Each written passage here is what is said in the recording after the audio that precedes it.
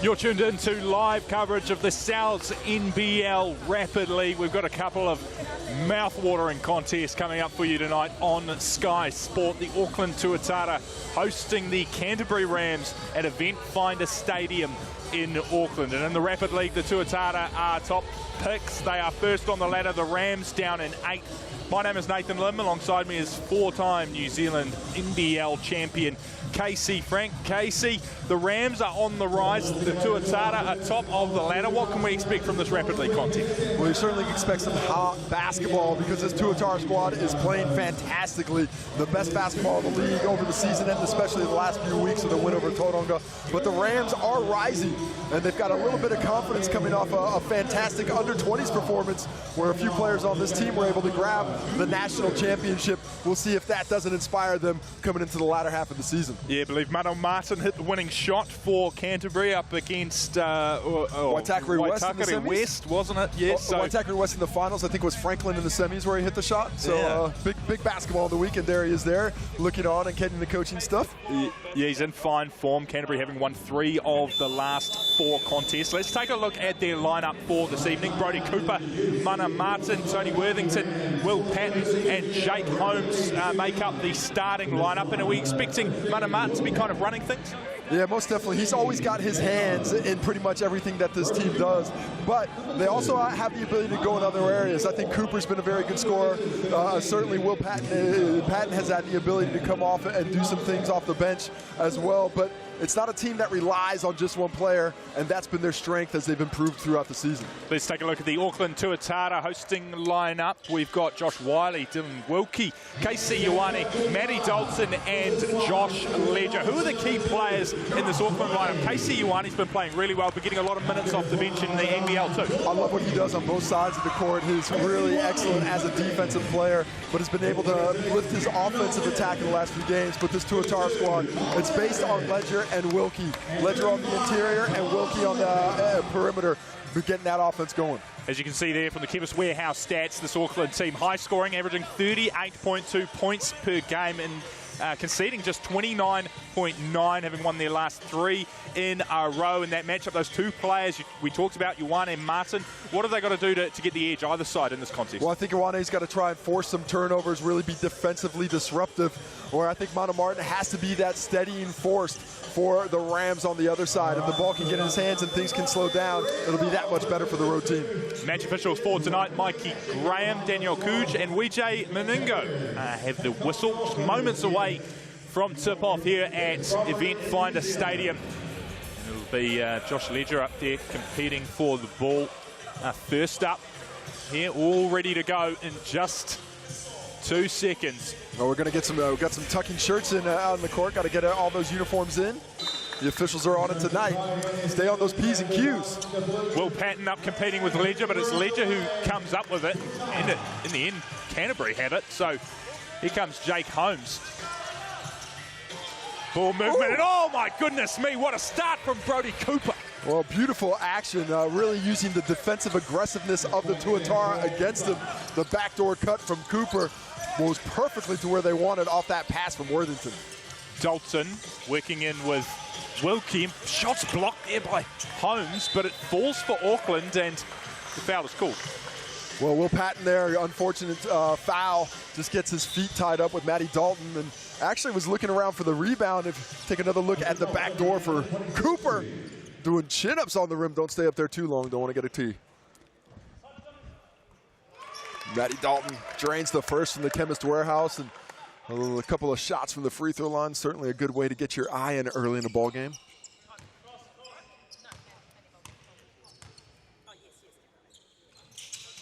Oh, back one just comes off the rim, but Casey Ioane comes up with the rebound. So Auckland will have another opportunity here. Driving almost to the basket, looking around for options, and Canterbury come up with it. It was Wiley there who just lost possession of the ball, and Cooper brings it back. Corner 3 opportunity, Holmes. Oh yeah, it's good.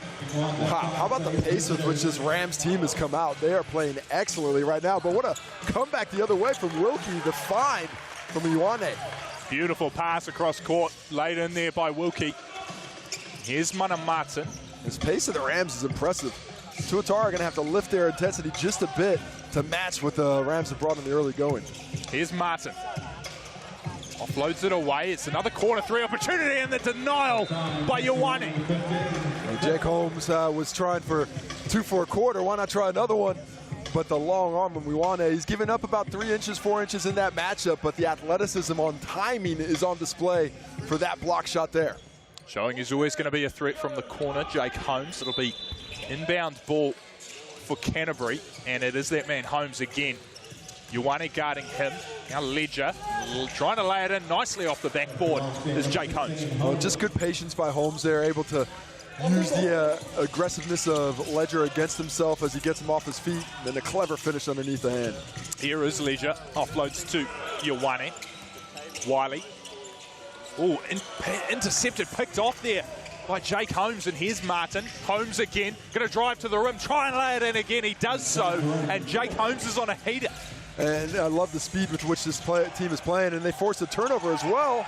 Oh, another one, this time for Canterbury. Patton. And it's Patton. It gets in there. The young 16-year-old. Fantastic effort by him. Gets right in there and aggressive on the spin. Ledger can't quite lay it in, but in the end it comes off kind of bizarrely there from Dalton. Well, the only reason the Tuatara are in this game right now is the board work of Matty Dalton. His aggressiveness on the offensive glass has gotten them a couple extra opportunities. Martin finds Patton in the corner. That one won't go. Auckland come up with it, but my word, Canterbury suddenly out to an 11-5 lead. Here's Ledger, tried to get through the gap, batted away by Holmes. The aggression of the Rams right now is causing this Tuatara squad some problems. I really love the way that the Rams come out, not just defensively, but offensively as well. Really pushing the pace and testing the limits of the physicality here on the defensive end. The inbound ball from Wiley. He finds Wilkie, and that's smooth. That's his favorite shot on the baseline out of bounds. He loves to come off and get that little 17-footer like butter. Jake Holmes looking for a bit of space in the circle. Can't do so. Comes up with Ioane for the difference. Dalton looking for options. Finds Ioane. And, almost batted away there. Good defense by Worthington. And this time all the way to the rim, it'll be Wiley laying it in. Well, Worthington got so far out on that show that it was a struggle for him to get back in and take away that driving lane of Wiley. And that's why the Tuatara are right back in this ballgame. Martin. Now an open look from 3. Won't fall, though, for Worthington. And Ledger will bring it back. Rams settling for jump shots. They need to find that aggressiveness on the rim once again. Ledger losing control of the ball. It's come for Cooper, and Cooper all the way to the rim. Brody Cooper. Well, good recognition of the defense in front of him. He had size and strength on Wiley as the point guard out there and just attacks the front of the rim because of it. Wiley's there. Wiley finds a bit of space, and now it's his turn to not quite lay it in. Jake Holmes comes up with the rebound. Here's Martin. Beautiful block there by Mana Martin, coming over and taking what was a surefire layup from Wiley away. Now he's got the ball in hand for the last shot. Martin looking for a channel. Finds it. Can't lay it in, though, and Ledger comes up with the rebound. Oh, saves the shot. Josh Ledger protecting the percentages from three-point. That's a bit disappointing. Got to shoot that one up. Let that one fly. Josh Ledger holds it down. But a nice job by the Tuatara to weather the storm, because that Ram squad came out aggressive, put a lot of pressure on the Tuatara early. But as that quarter went along, they were able to get used to the defensive pressure and make a few inroads of themselves on the defensive end. 100%, 13-9, the Rams leading the Tuatara. If you're new to Rapid League, it's quick fire, 4-minute quarters. And you could eat this quick fire, but it might be better to enjoy it. 20% off any large pizza. Use that online code, SALSMVP26, that QR code on the screen. Valid until the 11th of June. Well, this is my favorite deal from Sal's. You want to know why? Why? Because you get the most expensive pizza and you get more money off. Oh, that's the move. Buffalo chicken, that's the key. That's Buffalo the one that chicken. costs them the I can most agree money. with you on that. That one's a pricey pizza normally, but with 20% off, bang, you're in there. It's basically free. I mean, I'm not great with money, but that's not the way I think it works. Well, taking a look at the stats from that first quarter, impressive both ways. The Rams shooting 54%, but Auckland a touch better at 57%. 4 turnovers for the Tuatara in that opening quarter, though, to just 0 for the Rams. If Canterbury can keep up that pressure while taking care of the basketball, I think they might end up with the win. Jake Holmes with 7 points, 1 rebound in that opening quarter. We're on a bit of a heater there in the middle. Auckland with the first attack, and Casey Ioane puts the lid on the biscuit tin. Explosive! Ioane just fires up to the rim, avoiding that defense and flying above everybody for the flush. Here's Brody Cooper looking for a bit of space, and that's a nice turn and shoot. Real nice patience there. Gets to his spot and just elevates with a little bit of fadeaway to take Wiley's defensive efforts out of the play. Ledger spinning, finding a bit of space all the way to the rim, off the backboard and in. Josh Ledger. Playing so well lately, man. He's really feeling himself in the Rapid League. I'd love to see him get more of an opportunity in the NBL as well because of how well he's playing, but there's some pretty good bigs in front of him. Here's Martin, finds Cooper. Cooper's going to have a go from 3, and silky smooth. Feeling it, wanted the foul as well, felt the contact, and he is putting it on. The Tuatara at the moment, he is up to 9 points. This time it's Wiley draws the foul, but what an offensive treat that we're being treated to tonight. Both teams firing on attack, 18-13, and let's take another look at this 3. It's just been a really high level of play in this one so far. Both teams have great size, but great execution, playing with a lot of pace. Not just on the offensive end, but the way that they're hustling outside the three-point line both ways to play defense. This is high-level basketball. A few guys on this squad, both squads are putting their hand up to get some NBL minutes, I think. Wiley converts from the Chemist Warehouse free throw line, and it'll be Canterbury to bring it back. 3 points the difference. Auckland doing well to reel the scoreline back in after Canterbury went out to an early lead. Here's Patton, finds Holmes. Back to Patton, and no. Just a little contact, getting in the way of the roll there. They got the hands on. Freedom of movement, always such a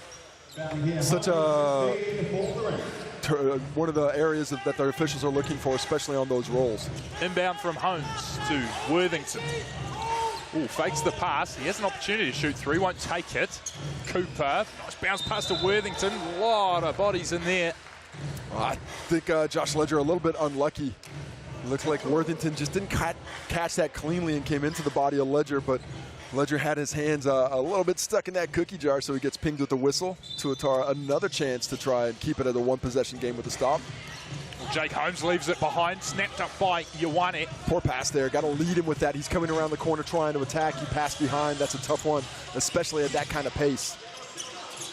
Here is Ioane, the show and going off the backboard and in. I just love it. You got we got to delay a game warning there on the Tuatara. That's why the whistle is. But how about Ioane on the dunk to open the quarter, driving to the right, showing explosive of one way, comes to the other side of the court, jab step right, explodes to the middle, really showing the full complement of skills on both hands there. Canterbury again losing possession. Just a little bit sped up there was Brody Cooper. He's been doing such a nice job of playing with that pace, but that time got a little bit ahead of himself as he tried to attack the rim. Canterbury employing the full court press, but it'll be Ioane and then Ledger to bring it back. Just lacking a little bit of rhythm so far in the second quarter. Started so hot, did Canterbury. It's going to be offensive. Ledger got the elbow out. Yeah, he went with the hook, had that hand around, and he didn't have to do it, but he made it a little bit easier. It wasn't even just a chicken wing. He actually gets his whole hand around on the hip. You can see it extended quite well there in the replay, and he knew immediately he was going to get pinged with that one. Nice call by official Mikey Graham there. It'll be inbound for Canterbury, and Mana Martin the target to bring the ball back up the court. Contact there between Patton, Holmes, and Ioane. Well, at the start of this game, it was the Tuatara on the back foot because of the aggression and the physicality of the Rams. But as this game's gone along, the Tuatara have met the challenge and now are rising above it. I think giving the Rams a little bit of the taste of their own medicine and has worked their way right back into the game. but the Rams still got a chance to extend that lead here with a couple of Holmes shots from the Chemist Warehouse stripe. And don't forget, we've got the Hoops in Schools program running. If you want to find out more, use that QR code on the screen. But if you want hoops in your school, we have 2 more funding rounds remaining for 2026. Keep an eye and an ear out for when these will be, thanks to Chemist Warehouse. I think the next one might have just started. We got Southland Otago there. It looks like it's official. That's the next region. There you have it. You heard it here first. It's underway. It's on the graphic. It's got to be real. Southland Otago, who needs a hoop? All thanks to Chemist Warehouse and Basketball New Zealand. Auckland to bring the ball back. Here's Wiley. Bounce pass to Leisure. Another bounce pass. Trying to find Matty Dalton. Good defense on him from Worthington. 3-second call. Matty Dalton in there just a little bit too long. When you catch the ball inside the paint, if you don't shoot it, you basically got to get out of the key, and he picked that up, still had his pivot foot in there. I would have liked to see Josh Ledger be a little bit more aggressive, put that shot up. Dalton in great rebounding position, but sometimes the extra pass can make that offense a little stagnant. Canterbury up 3. Here's Worthington, a little show and go all the way to the basket, but can't lay it in. Auckland come up with it. Here's Ioane. All the way, gets the pass eventually. Here's Wiley. Ball now with Ledger. Nice interchange work here from Auckland. Opportunity now for Wilkie. Bounces out the 3 ball. Canterbury come up with it. Looking for space, licking up. Dylan Wilkie. Oh my goodness me, the denial. Shot out of here. From behind, Holmes wanted the flush, and Wilkie says no.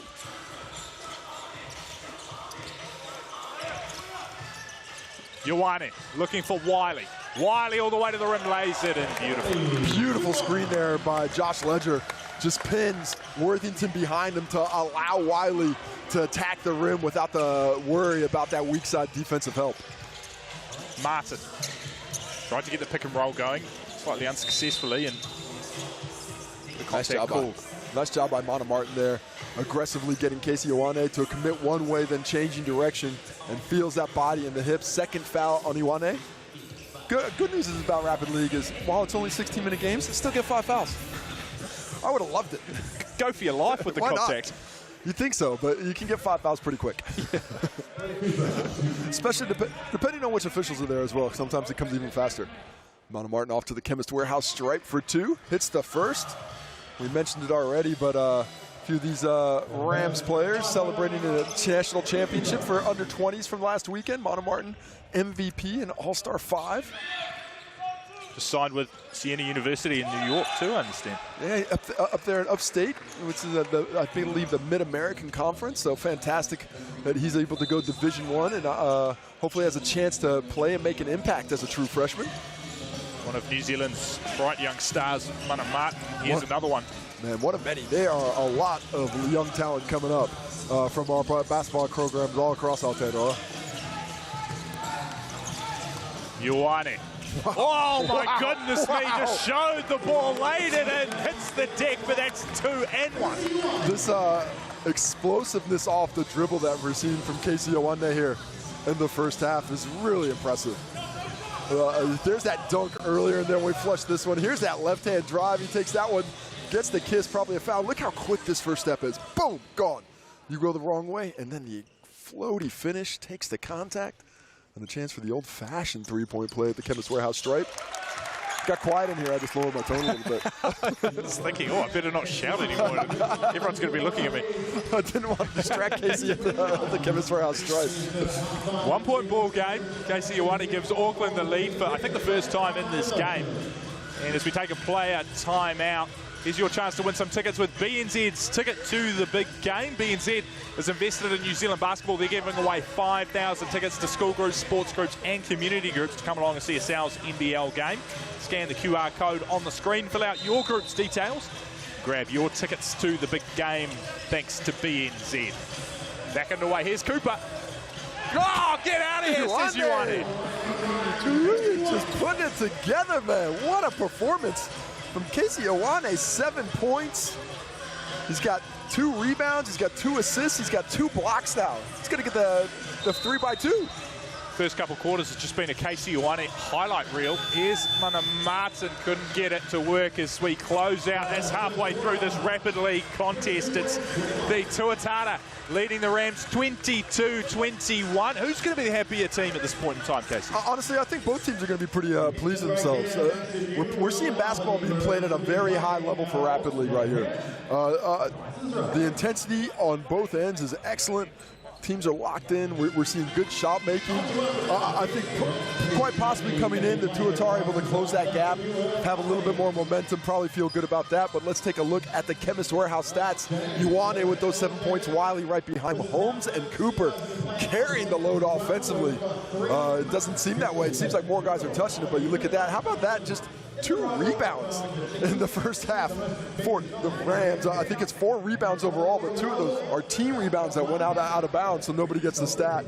Ioane showing his skill set, passing the ball. Mana Martin in there as well. Dalton, the third player with 2 assists onto the defensive end. Ioane again featuring everywhere. So is Mana Martin, Jake Holmes, and Dylan Wilkie. He had a denial at the rim as well. And then the steals. This was big early for the Rams, but as the game went along, the Tuatara lifted their game and taking care of the basketball. Overall, it's awfully tight, hence why we got that 22-21 scoreline. 100% Casey Ioane really coming to the fore in that second quarter. But let's not forget about Jake Holmes, who had a bit of a run in that first quarter, hit a 3 and back-to-back 2s as well. He's sitting there on 9 points with 1 rebound as well. Brody Cooper has 9, sort of accumulated them without any massive headlines, but just doing what he does really well, facilitating that offense. And the Auckland Tuatara, though, just with the slight edge, but we're in for a good finish here. It seems like it. I mean, from my eye, this seems to be the best game of Rapid League I think I might have seen. It's not just it's not that it's high scoring, but the level of intensity is just really high for a Rapid League game, especially in the mid-season portion of the year. About to get underway in the third quarter here on Sky Sport.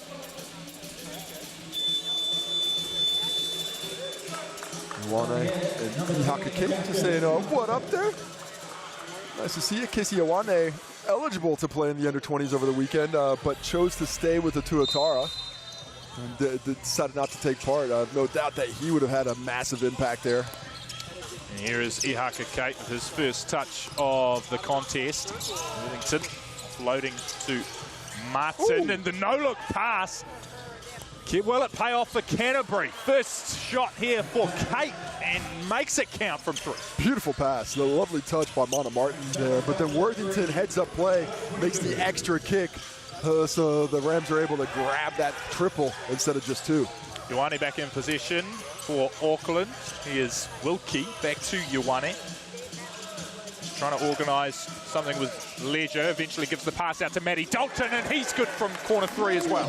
Well, good challenge from Patton, but just quick shot making. Well delivered by Ioane right into the shooter's pocket. Martin gives the offload away to Patton. Won't go, though. Draws the contact. Well, a counter-attack by the Rams. That's off a made shot. They're able to get up with numbers and attack that rim before the Tuatara are able to settle that defense. Love what Patton does, gets down to the dunker spot, just sets up shop. Martin sets him up. He can't knock it down, but he gets to the Chemist Warehouse strength. 0 for 1, unfortunately. 16 years old, big fella. Walked in, I was like, that's a legit 6'10" out there. 16. When the teenagers, I'm looking up to the teenagers, it makes me start to feel a little bit old. And 16, I did have confirmation from an email from Mom.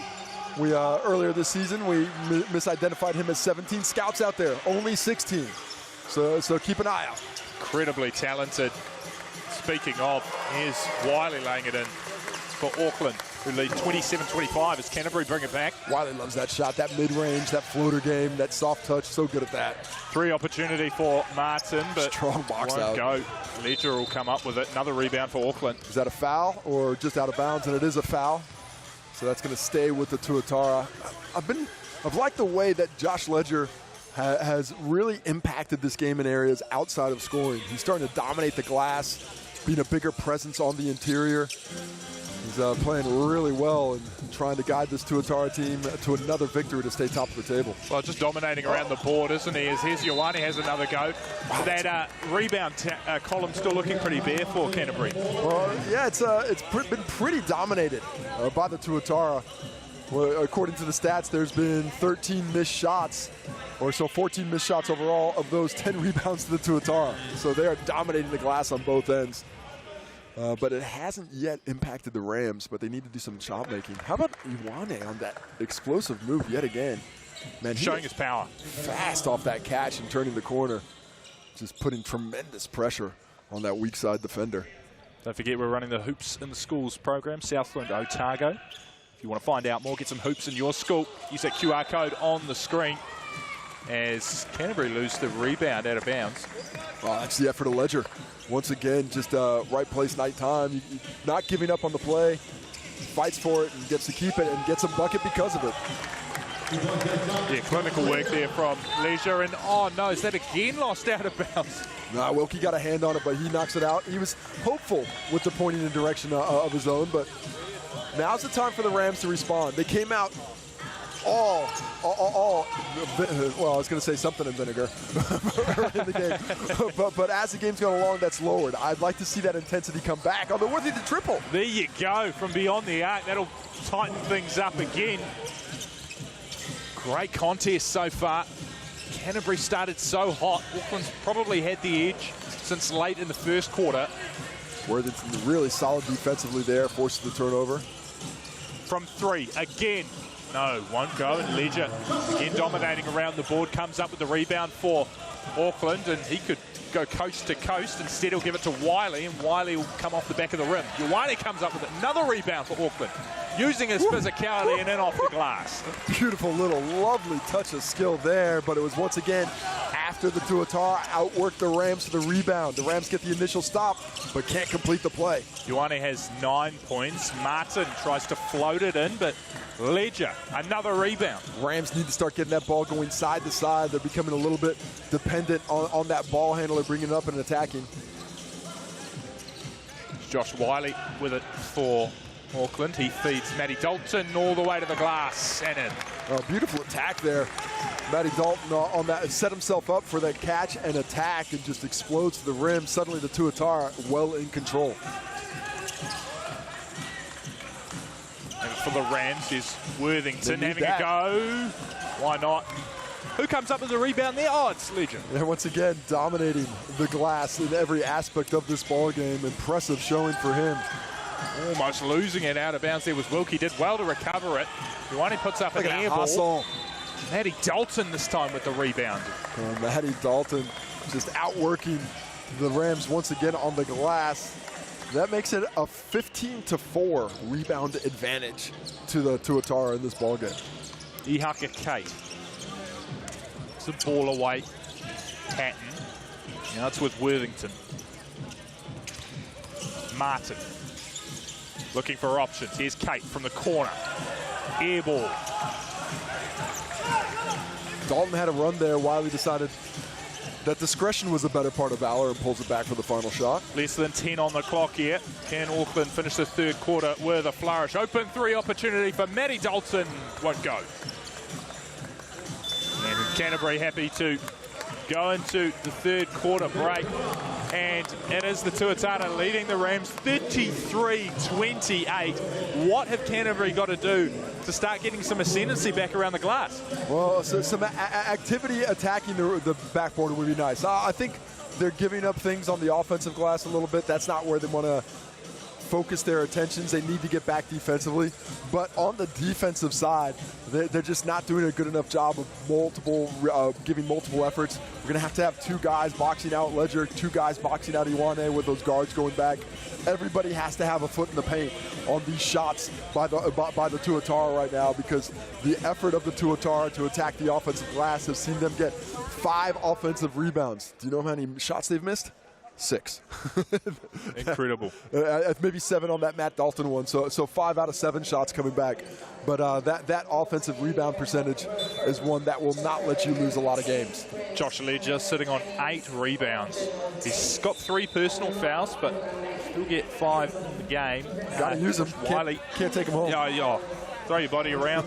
Use all 5. Josh Wiley's got 8 points. Ioane's got 9. Dalton's got 8.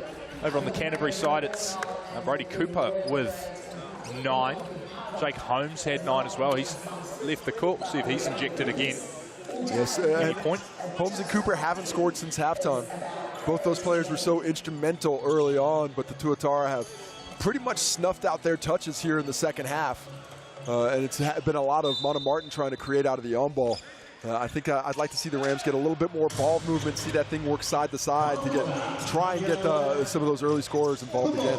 It's a 5-point ball game, and it'll be Auckland with the first opportunity for points in this 4th and final quarter. It's Josh Ledger taking his time and then just waiting for the defense to jump out of the way and then laying it in.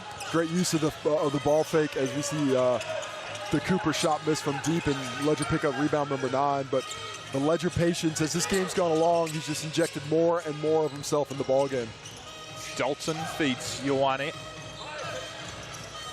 Wiley, Ioane, Wilkie for 3. Oh yeah, that's good. Now they're cooking with LPG. It is getting hot out there. Wilkie getting himself involved on the perimeter. Suddenly it's a 10-point ball game. Auckland out to a commanding lead now. Canterbury need points. Martin, he's the man to direct this offense, but this Auckland attack, look at the work of Matty Dalton. Is called for the foul, but was making Mana Martin work for it. Quick game is a good game, and this one has been flying by. It's still 3 minutes left in the ball game, but we're down to just 3 minutes, or with 3 minutes left in the ball game in the 4th quarter, but we've only been about a half hour of time across things. Martin lays in the first points of the final quarter for Canterbury. Rams team that has been in good form in the Rapid League, won 3 of the last 4, coming off a 33-26 win over the Giants, in which this man Martin scored 10 points. This Auckland Tuatara squad is starting to look like a different animal in the Rapid League. I mean, just 5 guys, not playing any subs. Tom Vodanovic, the only other player listed on the roster for the Rapid League, and I don't think he's going to be touching this one. Don't even think he's got the uniform on. So much depth in this Auckland roster. Dalton, Ioane. Long pass out to Wiley. He finds Ledger, and now is Josh Wiley going to have a go almost to the rim, loses control of the ball. The contact is called. Good patience once again by the Tuatara. Really getting that ball from side to side, using the majority of that shot clock. But then aggressive at the end, getting feet in the paint, attacking the rim, putting pressure on the second line of defense to rotate.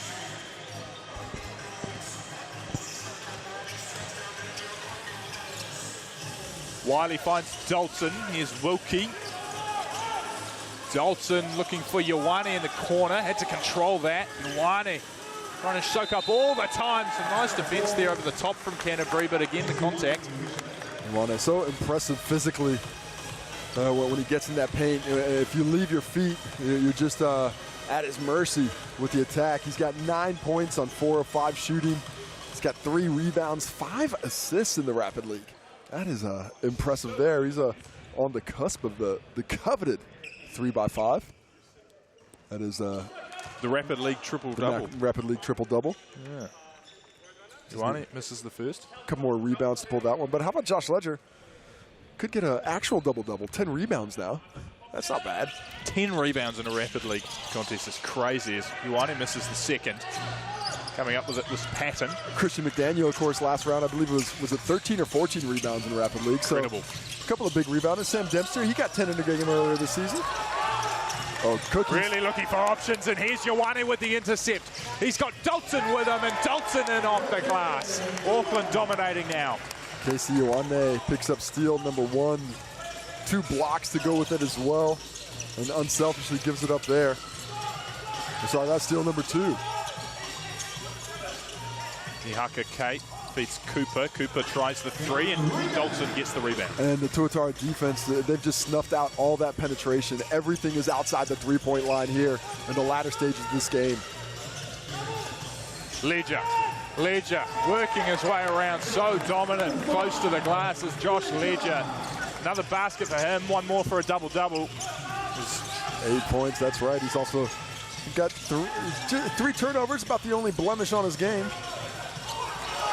Missing the layup too, just really lacking rhythm now, this Rams offense. Well, the Tuatara took it away from him. They've held him to 8 points here in the second half and just 1 in the fourth quarter. As this game went along, this Tuatara squad got stronger and stronger. Ioane crowded the edge of the circle. He'll give it to Wiley, who'll put up an air ball. But I don't mind that missed shot. Use up the entire of the clock. That's what you really want to do at this stage. Again, struggling for rhythm. The pass from Martin to Brody Cooper not working out. Ledger has it. 42 on the clock. It's a 13-point lead for Auckland, who will remain top of this Rapid League ladder. Dalton, corner 3. Won't go. Oh, the rebound from Wilkie. He couldn't lay it in.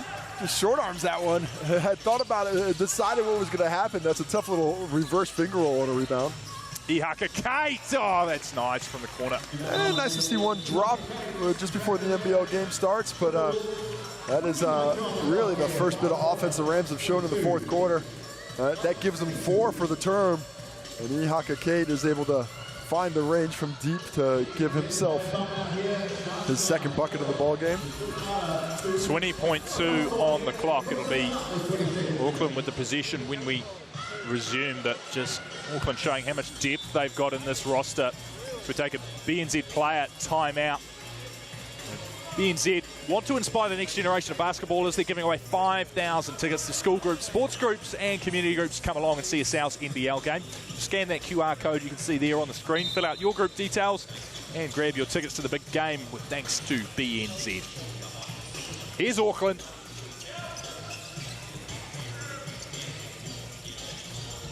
Looking to chew up the shot clock. There's 2 on it. Ioane all the way and lays it in as well. Beautifully done. Auckland go to 44-32. BNZ player timeout to the Rams. Going to stretch this one out for one more possession. As Casey Ioane, we take another look at the shifty move. Getting to the cup, double figures for him. 11 points, 4 rebounds, 6 assists, 2 steals, 2 blocks. Stat stuffed. He's got one everywhere. Can we get him a rebound here in the last play so we get the 555? Surely. There's that QR code on the screen for the BNZ. Tickets to the big game as Canterbury with the last chance. Here's Martin from around the free throw line. Won't go, and Auckland will secure a 12-point win. They beat the Rams 44 points to 32. That's 4 straight wins for the Tuatara, who remain top of the ladder. High-quality contest, Casey. Yeah, really well done. I think the Rams came out with strength and power early and really threw those first punches. But the Tuatara withstood the flurry and came with one of their own in the second half as we take a look at the Chemist Warehouse stats. Ioane, Dalton, double-figure scoring, but all 5 Tuatara players who touched the court had something to do with it. Holmes and Cooper do the work early but can't get their work done late. Ledger dominating the rebounds from in front. That was the key statistical category of this one. A 23-9 advantage overall for the Tuatara. Into the assist. Ioane leads the way there to add to his impressive shot making. 6 assists, 4 for Mana Martin in the loss. To the blocks, Ioane, Wilkie, Martin, Holmes. 1 apiece for the trio. 2 for Ioane. And the steals there. Getting a couple was Ioane. He's just been everywhere. Worthington picked up 2. A couple of denials there for Jake Holmes along with the steal he got there. Brody Cooper and Patton also featuring. But that'll do us for this Rapid League contest. It is the Auckland Tuatara beating the Canterbury Rams, remaining top of the ladder, 44 points to 32. Don't forget, we've got the full South NBL fixture coming up for you from 7 p.m. So stay with us on Sky Sport. Plenty of action to come.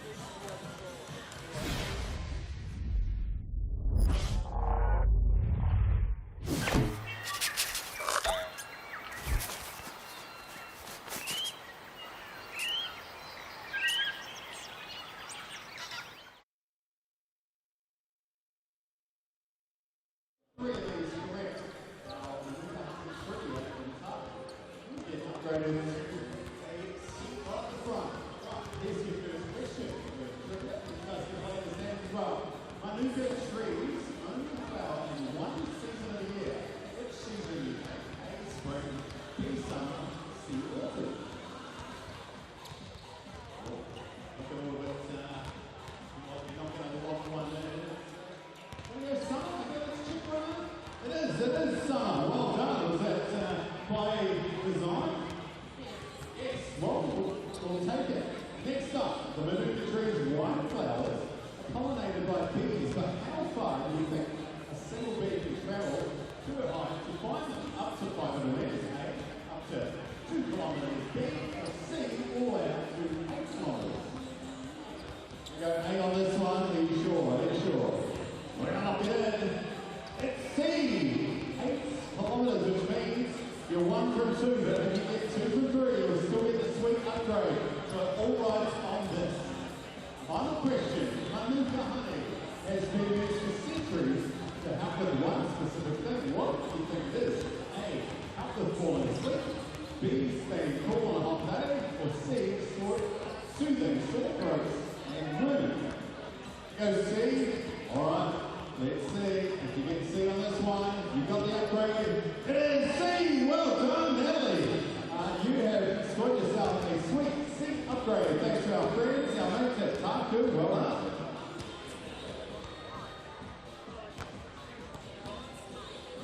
Just send back to there. Because Taku on board, they are on rapidly.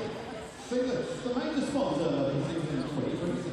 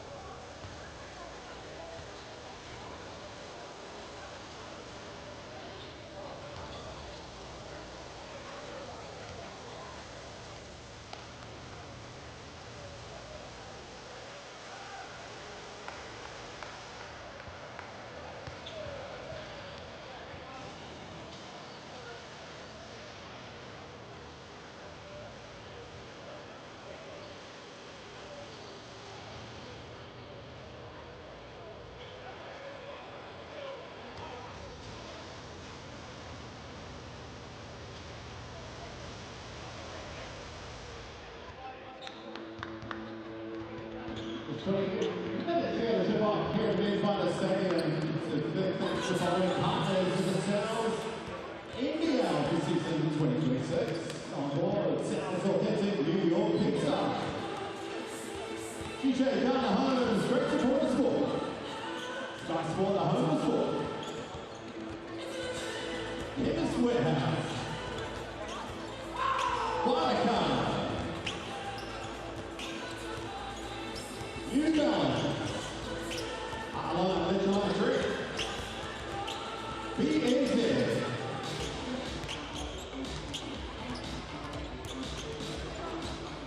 We'd like to thank our fellow partners from Auckland Tuatara.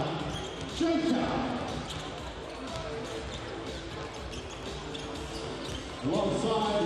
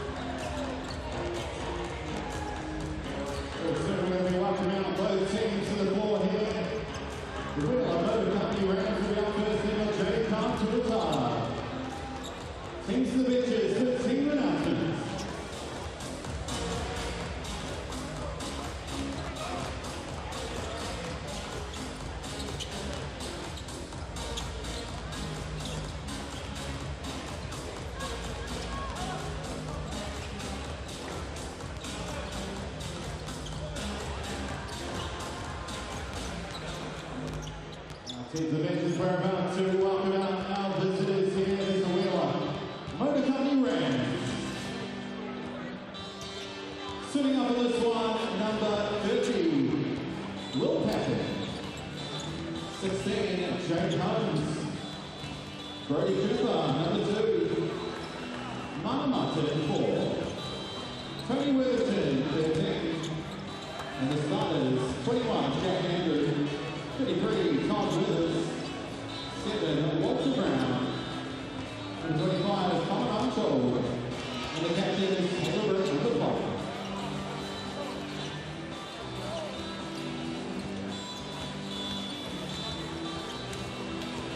It's the Rams of the night, the visitors. It's now time to welcome your Auckland Tuatara. On the boards tonight, we've got Tara Tuatara in the corner. And let's welcome number 2 for this one. Here is Josh Wiley. Number 9, Josh Wiley with a couple of blocks. Here we are. 15, Casey Wiley. Next up, number 26, Matthew Dalton. 32, Tommy B. Number 5, Josh Fletcher. And your starting 5 for tonight for the Auckland Tuatara. Please welcome number 3, Josh Dilly. At this one, it's the birthday boy. Let's make some noise for Zach Riley. 3 cheers to Zach. Come back. Come back. Come back. All right, the birthday boys out there. Joining as well, number 12, Isaac the Iceberg Davidson. Number 5, CJ Chris Johnson.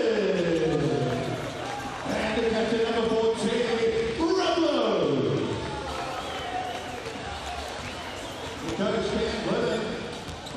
Check yourselves in. This is going to be 1-2-23.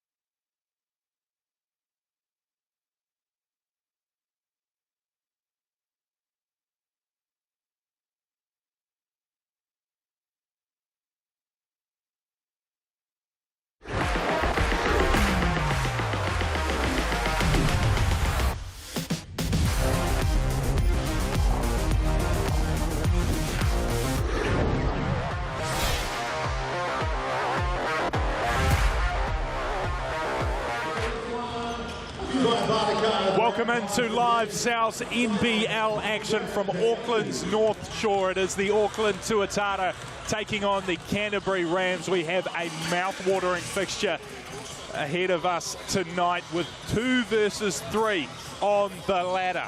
The Auckland Tuatara sitting second with 8 wins, 2 losses. The Canterbury Rams sitting third with 8 wins and 2 losses. Identical records. The winner tonight will go top of the ladder on points difference. My name is Nathan Lim, and alongside me is 4-time New Zealand NBL champion Casey Frank. Casey, what a contest we have for viewers tonight. I think so. I think so. These are 2 teams that are matching strength against strength. Quality depth across both lineups.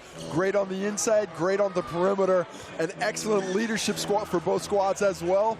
If it goes according to plan, I think this one's coming down to the wire at a battle of the heavyweights. Don't forget, you can have your say in who you think will take the lollies tonight. Use that QR code on the screen and vote for who you think will win tonight's contest and go top of the ladder above the Southwood Sharks, who've been so good so far this season. So just use that QR code on the screen. Auckland Tuatara versus the Canterbury Rams at Eventfinda Stadium on Auckland's North Shore. Both teams on a 3-game winning streak. We'll take a look at the ladder in just a second. And it is the Southwood Sharks topping the table, 9 wins, 2 losses. But as we said, the winner of tonight's contest will get ahead of them on points percentage there. The Saints, Nuggets and Bulls all in the chasing pack on the South's NBL ladder. Just before we had the Rapid League contest, and it was the Auckland Tuatara winning 44-32. But both teams, Casey, tonight, the full South's NBL, they're in such good form, aren't they? They're playing great basketball, and both on 3-game winning streaks of late, able to really find their form in other areas. It's going to be a good question about who imposes their will in tonight's game as we take a look at the bottom half of the ladder. The Giants and the Hawks matched up tomorrow to see who gets off that bottom rung. A key one there for playoff hopes. But we're at the other end of the ladder today, and it is going to be a clash of styles in some ways, but in other ways, these are 2 teams who are very similar in a lot of different areas. Yeah, a bit of a grudge match too, with the Rams beating the Tuatara in the 2023-24 Grand Finals as well. Dominant in those contests. The Rams leading the league in rebounding, blocks, offensive rebound percentage, 3-point defense. The Tuatara leading in field goal percentage defense, defensive rebounding percentage, and assist to turnover ratio. We're going to take you through the starting lineups in just a second, but here are the upcoming fixtures for the rest of the week. The Hawks and the Giants going head-to-head in Napier tomorrow. Then the Nuggets hosting the Bulls in Dunedin.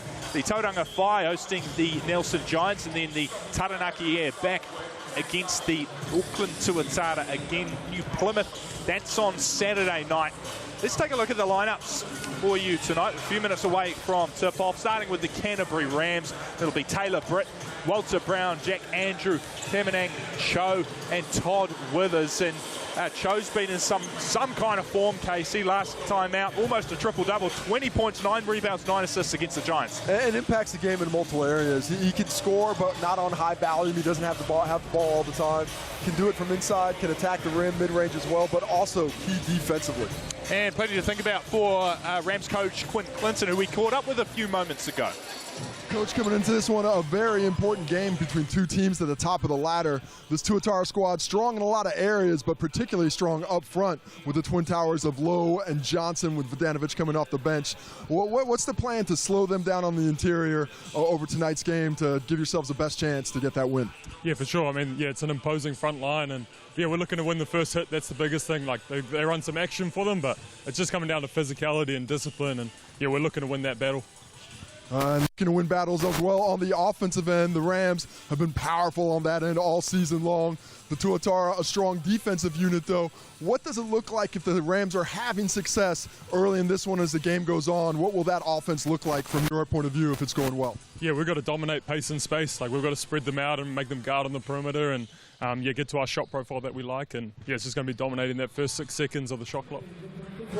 Great to hear from Quinn Clinton there. Let's take a look at the Auckland Tuatara starting 5 for tonight's contest. And we've got Dilling, Johnson, Davison, Riley and big Rob Lowe. Can we expect some more dunks from Chris Johnson tonight, Casey? I think we'll have to be checking out his health if he doesn't get any. I'm always expecting him to do a few pull-ups, but it's not just about the dunks, it's about his presence on both ends. And this Tuatara team is deep, confident, and big in all positions. Let's hear from Auckland Tuatara coach Cam Glidden. Coach, coming to this one, a very important game against a very talented team, and leading that team is Taylor Britt, really key to their offense, both as a scorer and as a facilitator. How do you look to impact his game today, slow him down as you hopefully look to get the win? Yeah, you're right. Taylor's probably the best point guard in this league, and he has been for a long time. And he's good both ends, and he really is the head of the snake and keeps their tempo what they want to keep it at. I think trying to force him into tougher shots, but he is a tough shot maker. He plays a lot of the game, so try to wear him out, even though he's a fit little guy. But we'll just try to attack him in any way we can. But I think the pro for us, our team, is we're a real team on offense, and I don't think we need to necessarily hunt anything in particular. Just let the ball do the work, and hopefully that'll be enough. And then looking at the Tuatara and the offensive attack into this game, a lot of weapons, especially with the new players that have come in. If things are going well in this one and the Tuatara are having their way, what does that look like to you from the sideline in terms of what's getting accomplished on the court? Yeah, I guess it's being able to go next action, They're a very physical team, very well coached, very well disciplined. And if we're getting caught up in physicality battles or anything like that, that's not what I really want. I want the ball to pop. I want it to get through hands. And like I said, I think our superpower is our depth and our talent across the board. So whoever's shot it is, we're happy with it. Create as many open shots as we can and keep that ball flying. Plenty to deliberate about for both coaches ahead of this top of the table clash. Let's take a look at some Chemist Warehouse stats. We're just a few minutes away from tip-off here at Eventfinda Stadium on Auckland's North Shore. And both of these teams like to score points. Auckland Tuatara averaging 97.5 per game, Canterbury 98.6. They've both won 4 in their last 5 contests. And that front court battle, Casey Frank, between Johnson and Lowe and then Andrew and Withers, how is one or the other going to get the ascendancy in this contest? Oh, that's the question. Johnson and Lowe, they're such a great balance to each other. They can play, both can play inside or out and have a great connection on those interior passes. Andrew and Withers, I think, a little bit more separate in their skill sets. Jack Andrew a bit more focused on the interior, Withers more focused on the perimeter. But if either one of those gets hot, in particular Ty Withers from deep, he can really change the geometry of the court and force those Auckland bigs outside.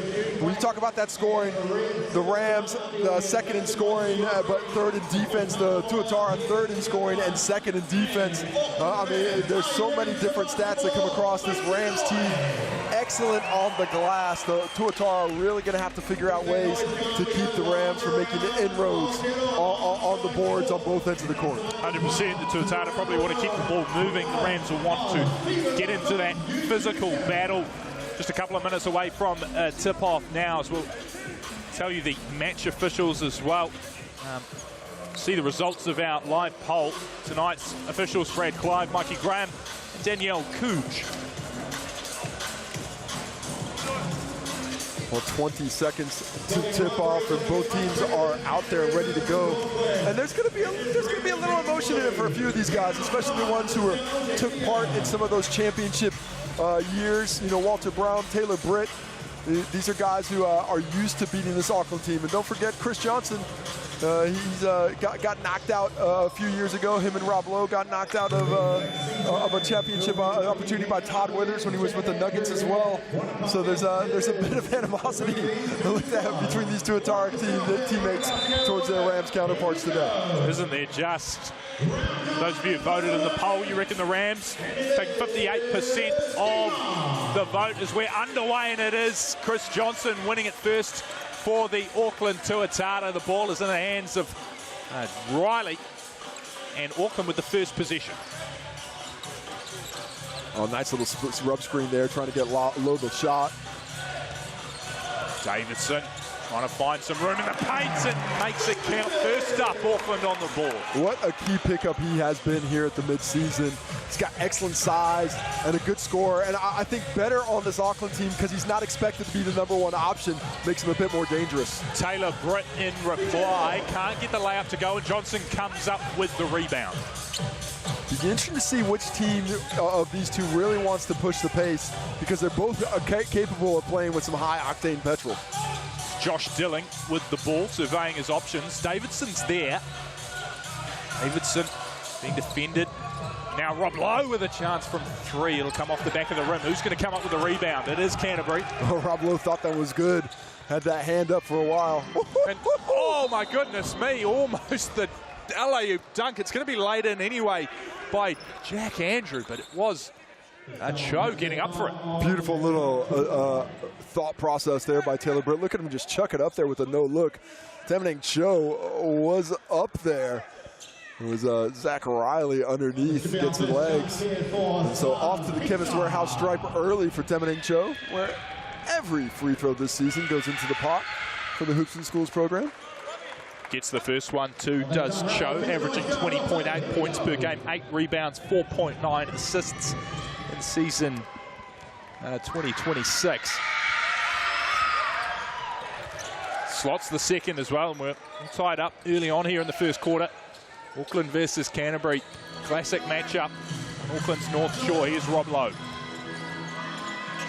Looking up with Davidson, thinks about the 3, goes over the top too low again. This time Davidson will let rip and does so. Splash. Well, Rob Lowe's got such gravity in the low post that Walter Brown, one pass away, doubles in. But Isaac Davidson's on one early.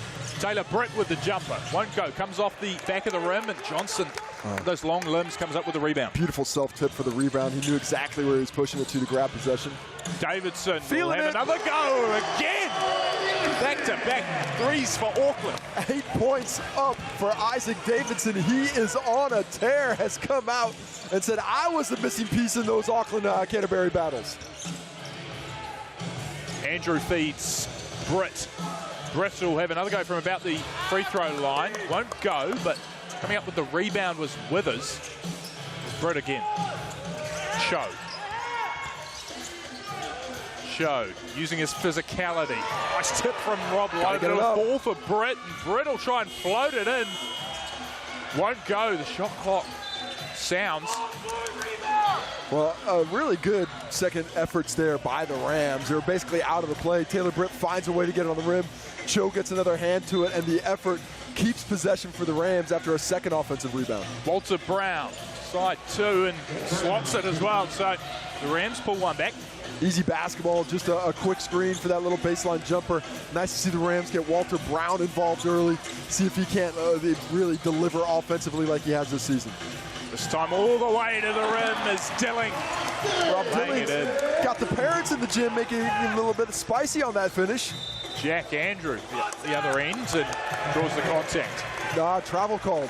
Travel. Got a little happy with the steps. Brad Clive sees it as a trailing official.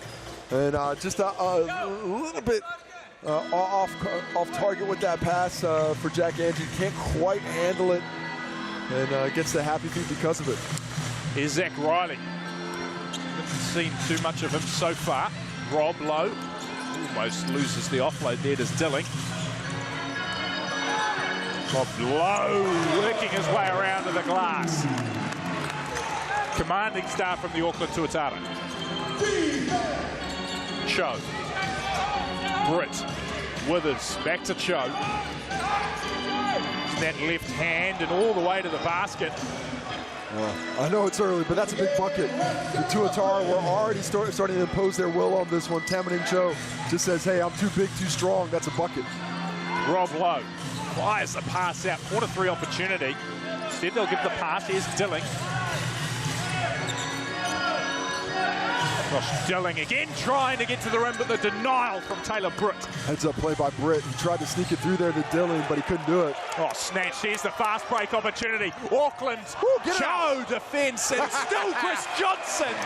Have some of that. He's got the best vert dunk on the reverse I've seen in quite some time. So impressive. Good effort by Riley, but better effort on the finish by Chris Johnson to stay with the play and not leave him by himself on the break. I'm sure that won't be the last dunk we see tonight from Chris Johnson. Ball over the top from Britt to Andrew, and he replies. Well, that's the gravity of Taylor Britt. Chris Johnson has to be concerned with him coming off for that shot. Normally he's in drops, but that time he stays high, opening up for Andrew on the finish. Davison again from three. Somebody call the fire department.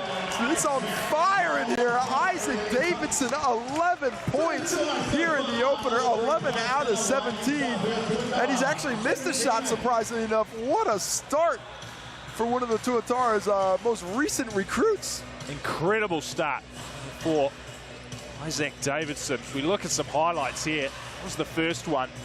Then he goes bang, bang, bang from beyond the arc.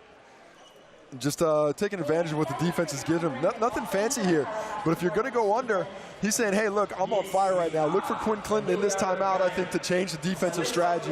You're going to have to go over the top, start chasing him, forcing him off that line. But each of those threes that we saw, Walter Brown drops off for the double team to give Rob Lowe some extra attention down low. Taylor Britt goes underneath the all-ball screen. These are easy plays, and when a shooter's got his eye in like that, you cannot give him that much airspace to knock down the shot. Both these teams shooting at 36% from beyond the arc heading into this game. Auckland second in the league for three-point shooting, and a brilliant display. You can bet that's gone up a little bit now with the contribution of Isaac Davison early in this game in the battle for who will go top of the NBL ladder. Well, the Tuatara have come out swinging. Let's see if the Rams have a counterpunch. They brought some youth in off the bench. Jake Holmes, Mona Martin have checked in now, putting Withers and Cho to the bench. And to me, Temening Cho was the best offensive player, so who's going to pick up the slack now? Well, there's a channel for Taylor Britt. Takes advantage of it. Oh, just too easy there. Rob Lowe doesn't get disconnected from Andrew, and Taylor Britt takes advantage. There's Rob Lowe. Taylor Britt in there fighting for the ball. Now it's low on Andrew. Trying to get up over the top. Can't do so. That's good defense from Andrew. Great D. Yeah, one-on-one on an island. He did well, forced a tough shot. Besto's come off the bench for Auckland as well. Now beyond the arc, Walter Brown too far. Didn't really create any space with that shot. Probably a little quick with the trigger there, considering he couldn't create that room to get it off cleanly. Rob Lowe in on Andrew. Offloads it to Dilling. Besto wrestling with it. Nice bounce pass to Vodanovic. Vodanovic collects his own rebound and lays it in on the second attempt. Well, lovely little pass in the pocket by Sean Bairstow. And then Tommy V comes with the stick-to-itiveness on the second chance opportunity.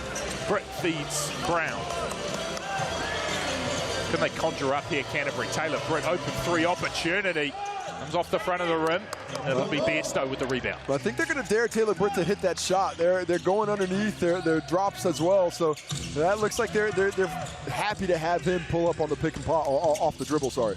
Bairstow, nice pass to Vodanovic. Canterbury have left Low open for a corner three. Misses, and Andrew will come up with the rebound. Wrestles for it, and eventually falls into the bread basket of Walter Brown. Sorry, Nathan, but that was great play design. Rob Lowe just couldn't hit it. Jake Holmes gets involved. He loves that corner ball. Hit a couple in the Rapid League and keeps it going here in the NBL. Big minutes off the bench if they can get some of their young fellas to contribute. Davison been on a heater to start this contest. Here's Dilling. Looking for a little bit of space in the paint. Eventually tries to go over the top of Andrew, and it'll go in. Oh, the soft touch. Gets even to rattle around and drop it in. Impressively done. This time it's Britt laying it off the glass and draws the contact. Well, it looks to me like Taylor Britt's just going to have to be a little bit more aggressive in this one. He's key as a facilitator, of course, but there are times when this Rams team just really needs him to be more of a scorer. And considering the way he's being defended early, I think he's going to have to really look for that attack on the rim out of a high ball, just like he got there. And off to the Chemist Warehouse stripe here. Johnson, Riley, and Wilkie into the contest for Auckland to few players who were part of that dominant Rapid League victory just beforehand, 44-32. Not quite sure what that conversation was between Brad Clive and Taylor Britt there, but something was going on about the reactions as he hits the first from the Chemist Warehouse stripe. Taylor Britt up to 3 points now, make it 4. Then he'll get a little rest as Tim Cho checks back in. Cho, just an offensive weapon for the Rams, who sit third on the ladder. Cho had 20 points, 9 rebounds, 9 assists last time out against the Giants. Here's Vodanovic. There's Stowe. Back to Vodanovic. Wrestling in the paint, laying it up in it. Tough cover for Jake Holmes. Tom Vodanovic is an experienced post player with a lot of strength. Holmes has the size, but he's going to have to stay on his feet. Here's Ihaka Kate, not afraid to challenge the rim, and that one doesn't fall. So it's Bairstow bringing it back for Auckland, who have an 8-point lead early in this fixture. Right back to the post. Tommy B go to work. Oh, the pass just picked off there by Cho. Withers comes up with it, and Cho will bring it back down the court for the Cantabs. Oh, nice little interchange play there, and just off the front of the rim. Couldn't quite finish off the move. Nice little decoy. This time it's Riley. Crowded, so looks for a bit of help. Finds it in Vodanovic. Bairstow feeds Riley. Oh, some good defense there by Withers. All out of bounds. Withers claiming he didn't touch it. Well, he seems honest. I would trust him if I was the officials. Oh, you didn't touch it? Oh, okay. Sometimes you can convince an official, but not often. Bairstow, long ball over the top to Johnson, who reels it in. Johnson over the top of Withers. Oh, too easy. I mean, as impressive as he is physically, he is so skilled, especially with that soft touch around the post. The Tuatara maintaining that double-digit lead. Ihaka Kate feeds Cho. Cho causes a bit of contact. Yeah, just Tom Vodanovic there in the drops. Cho gets into his body. Vodanovic tries to get away with a little snipe of the cookie jar, but ends up getting a bit of arm. And I think this is key for the Rams to continue to put pressure on their rim, get to the Chemist Warehouse stripe with a bit of regularity, to just slow down the ability of the Tuatara to counterattack or to get the ball out of the net and push it with pace. This Tuatara team very deep. I think they're going to try and just keep the pressure up throughout, rotate bodies. The Rams confident in their younger bench, but probably not quite as deep as this Tuatara team. Cho makes it 2 from 2. The Rams shooting 73% from the free throw line this season. That's 4th in the league. Riley looking for an option. Finds Bairstow unguarded, and might want that one again. Rams coming back with it. It's Holmes. Looks back for Cho. I don't mind that shot from Bairstow, even though it's a little off. He's working his wrist back in. He's trying to get that shooting touch back. A couple of those bombs might go wayward. Withers on Riley. Coming up with the offensive board there was Jack Andrew. Draws the foul. Withers gets into the front row, says hi to some fans. You pay extra for that in some places. Here, it's just a bonus. But a nice work by Andrew on the glass after that missed interior shot by Withers. Those offensive rebounding opportunities going to be so key for a Rams team today that have really feasted on offensive boards all season long. They have a 33% offensive rebounding percentage. That means they get back 1 out of every 3 shots they miss. And those second chance opportunities, when you convert on them, deadly. Vodanovic checks out for Josh Ledger, who had a barnstorming performance in the Rapid League contest. Was it 10 rebounds? 10 rebounds, double-digit rebounds, and just short of that in points. He is certainly playing at an all-Rapid League level for the table-topping Auckland Tuatara in that competition. Here's Bairstow on a run. All over the top, and picked off there by Joe. Not sure, a technical foul. I believe that's a technical foul on the bench. They wanted the contact. They thought that was a foul on Chris Johnson. Chris Johnson's pretty upset. I don't know if we have a second look at it, but I guess what they're saying is it's a free ball, so there could be some contact. Take another look at it. I mean, Cho comes over the back a little bit, but I can also see why that's not a foul. Cho was first to the basketball. Wasn't a lot of contact till he maybe made contact first, but I can also see why Chris Johnson's like, hey, I'm up in the air. Can I get a little protection? That's the thing about the calls. That's very much in the eye of the beholder. Most plays you can call just about everything 50-50. It's just which one makes the impression first. Cho misses the free throw, but Canterbury still have it. Here's Britt. Britt looking Brown for goes space. Brown goes on the floor, and Withers slots one from three this time. Well, that's an ominous sign for the Tuatara defense, because when Withers gets them going early, you know they're going to start flying with frequency. Here's Bairstow. Bairstow with the jumper. Gets it to fall as well. Big shot for him to see go down. Nice little touch being put on display for that short-range finish. Here goes Taylor Britt. Offloads to Withers. Cho. Britt. Todd Withers will put up another one. Comes off the back of the ring, and Dilling with the rebound. Overall, the Tuatara doing a nice job on the offensive or defensive glass, keeping the Rams from making big inroads on that O-board. Here's Riley just a few seconds to go in the opening quarter. Tries to lay it up and under and one. Oh, what great use of change of pace. He fires down on the baseline and just slows it down. Right here, slows it down. Is able to freeze Walter Brown. I mean, not a ton of contact there, but Zach Riley actually imposing himself onto the body of Walter Brown and picking up that whistle. Riley adds the extra. Auckland out now to healthy lead. Rams no foul, or sorry, the Tuatara no fouls to give. If I'm the Rams, I'm trying to get some contact, get to the Chemist Warehouse stripe. Here's Britt. What can he conjure? 6 on the clock. Lays it in off the glass. No. Andrew almost comes up with the rebound. Well, Taylor Britt, not often you'll see him miss that shot. I think he might have been searching a little bit for that body contact. The chair just pulled out a little bit. But once again, activity on the glass. Jack Andrew picks this one up, and he's off to the Chemist Warehouse stripe again. And going to be key to take advantage of these opportunities from the free throw line. That one he leaves Walton. First free throw is short. The Auckland crowd doing everything they can to put Jack Andrew off. Second one falls. 2 seconds. Get it up. It'll be Riley. You can count it if it falls.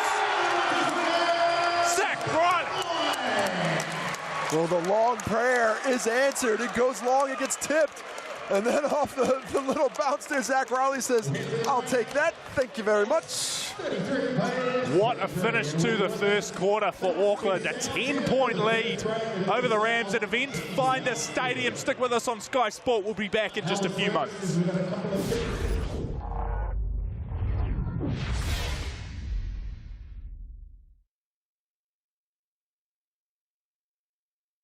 Every bucket they get is equal to 1,000 pizza slices. The big one. Here we go. We don't muck around pizza. We got the biggies here at South. 3, 2, 1, let's go. Let's see how many buckets we can score here. Oh, comes in flying and good. Good at both ends. So we're going to have to keep count here. Ross's Rainer. It's got a big OP pass there. Oh, he's been tripped. Thomas tripped him. It won't matter though. 2 for our man over here. Likewise, my brother. Let's get those contracts signed, Lisa. Let's get them for the next few years. Here we go. We're going to keep rolling. We've got a yellow there. We've got 20 seconds. I reckon we're going to have enough picks. We're on the stand. Keep it going. 3 picks. To the line. And another bucket up there. Almost down here. Let's see if we can make it into it. Oh, another point. Let's keep it going. We've got 10 seconds to get another couple of picks. Nice. That's it done. Here we go. Counting them down. 5, 4, 3, 2, 1. Buzz up and oh! Nothing got that there. Their eyes are back ahead. Well on to the boys and thanks for getting to South. They're on the South. Really on field. You can dribble him out, bring this guy up, this won't play this one. Okay? Fine. Live over, Don't forget, you too can enjoy the NZNBL still at all available pizzerias across The Auckland Tuatara leading the Canterbury Rams 33-23 after the first quarter at Eventfinda Stadium in Auckland. My name's Nathan Lim, alongside me, Casey Frank. Casey, Canterbury yet to really get going. Taylor Britt 1 from 7 in that first quarter. Yeah, putting a little bit of pressure on him to try and get some scoring done. And he's got by far the most shots on that Rams team, more than twice as many as any of his teammates. He's going to lift that percentage. He's going to have to. The Rams can't have him shooting that low, especially if the Tuatara are trying to force him into those looks. 100%. Here's Withers from deep, won't go. Auckland comes up with a rebound. Sounds NBL brought to you by Sounds. You can get any large pizza for 20% off. Oh, that's the deal. It's basically free. Use that online code, Sounds MVP 26 QR code on the screen.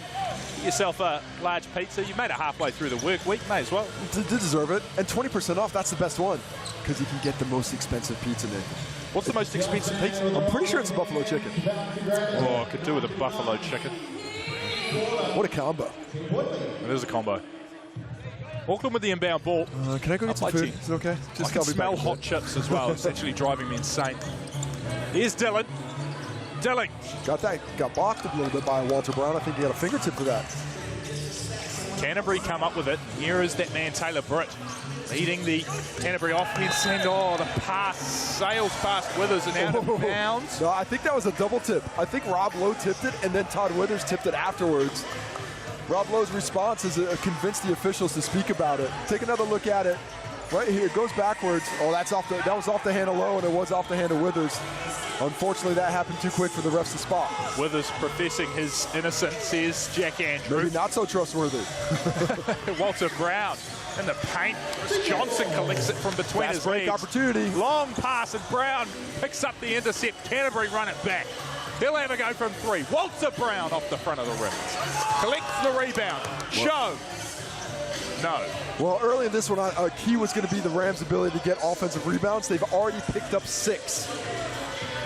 Here's Taylor Britt. Maybe this time off the glass and in. Oh, what a soft touch. Shows the physicality to shed Dillon and force him back a bit. And the kiss off the glass. Here's Zach Riley.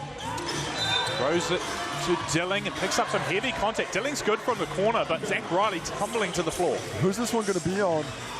Looks like Walter Brown picks up the foul there, which is probably unfortunate because that's going to be his second personal foul.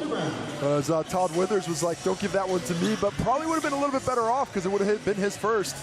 Now, Quinn Clinton has a decision to make. Does he stick with Walter Brown for the remainder of this half, or does he sit him down for a little bit? Heavy shoulder into the back of Zach Riley there. And Zach Riley knows how to sell that one. He sure does.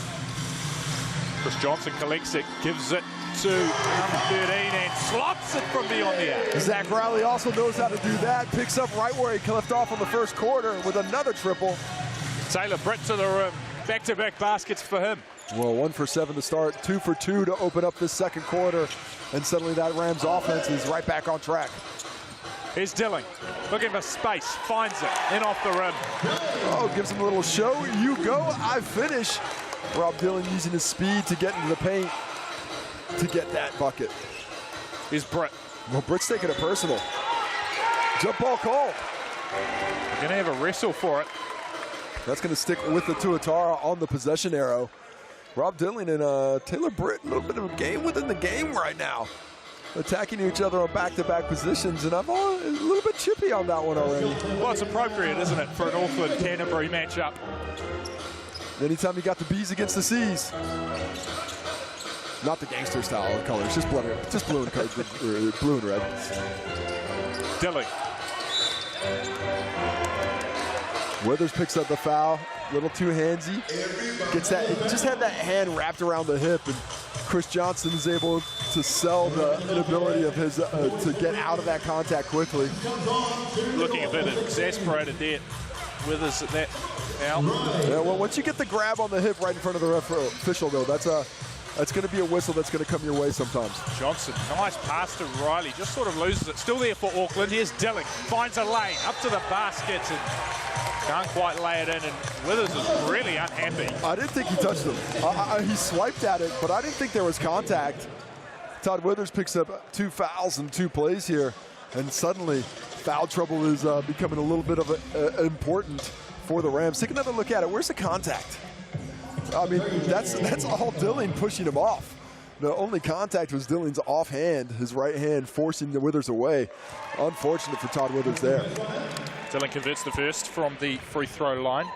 Auckland have been shooting at 70% from the free throw line. Chemist Warehouse heading into this contest. It's a 6th in the competition as the second one spills out. It'll be Zamanang Cho to bring it back for the Rams. Is that on the shot? Surely not. He had the ball in one hand. On the floor. Well, he had the ball in one hand because Rob Lowe was grabbing the other one. It looked like he was trying to get up in the shooting motion, but it does stay on the floor. That's just the first foul of the Tuatara in this quarter. Well, the Rams, or sorry, the Tuatara already in the bonus the other way. Brown tried to give the ball over the top to Jack Andrew. Sitting on 2 fouls there is Withers and Brown. And the foul trouble is going to become a storyline in this one. It's really going to hamper the Rams' ability to play with physicality against a team they need to be physical with. Dilling brings it back for Auckland. Finds Riley. It's been impressive from beyond the arc and also up to the rim. Lays it in off the board and he's stoked with it. Well, Jake Holmes actually just pulled out defensively there because he pretty much fouled Riley in the head. And when he pulled that arm out, Riley took advantage and put the pressure on. Watch this. He just pulls up there with the head. You see Holmes pull his hands out, and that opens it for Riley. That second line of defense can't really help. That's Withers. That's Walter Brown, both with 2 fouls. They can't overcommit with the physicality. Suddenly Tuatara up 14. Tuatara 41, Canterbury 27. Just a few minutes into the second quarter, a commanding lead for the second place side. The winner of this contest to go to the top of the ladder and leapfrog the Southwood Sharks. Defense of the Rams, or sorry, of the Tuatara, impressive on the Rams right now. Have held the Canterbury to 8 for 22 from the field at just 36%. Rams doing a decent job on the glass. They've had 6 of those to come back to them. But unfortunately for them, that level of efficiency is not going to be enough against a Tuatara team that's hunting 65 points here in the first half. Hot start for Auckland. And Canterbury got to be careful too because of Withers and Walter Brown both having already accumulated 2 of their 5 personal fouls. Decisions for Quinton to make as to whether he keeps them in the game in this first half. I don't think there's any question he's going to have to keep playing them. Maybe reduce the minutes a little bit, but I do think that they're going to have to continue to play throughout this first half up until they pick up that third. So they're going to have to play with some discretion, which is tough for your 2 of your best defenders. Walter Brown also averaging 21.5 points. Withers has a go from 3, off target. Well, Davidson comes up. Withers wondering where the contact foul is on that shot. Snapped up by Jake Holmes, gives it to Andrew, back to Holmes, now Brown. Holmes spinning. Trying to just keep control of the ball here. Well, Chris Johnson's so good defensively, able to close out and still guard that drive as well. Zamanang Foul on Rob Lowe. Got that hand in. I thought it was a lot of basketball, but when that ball doesn't go straight down, it goes out to the side or it pops up, quite often that's a signal to the officiating crew that there was some contact on the arm. And now Rob Lowe is the first one to sub out with a little bit of foul trouble as he picks up his second. Tom Vodanovic in for Auckland. I'll tell you what, from that angle, looked pretty clean. Show. A little too much on the first one. Show so far sitting on 6 points, 3 rebounds. Canterbury's most prolific scorers. Oh yeah, second one falls. And Chemist Warehouse Stripe, big proponent of keeping the Rams in the game. They are now 10 for 14. Here's Dilling. Brown's guarding him. Riley, the top 2, Vodanovic, who's giving away a little bit of height to Jack Andrew. Now Riley up to the rim, denied by Andrew. Auckland come up with it. Still there for Vodanovic, has to get rid of it. Won't go. Canterbury with potentially a fast break opportunity here with Walter Brown stepping and can't lay it in off the glass. Yeah, he avoided the contact instead of searching out the body. Dylan does well, just enough to force him to miss that one. Auckland floating it up. Won't go from Dilling.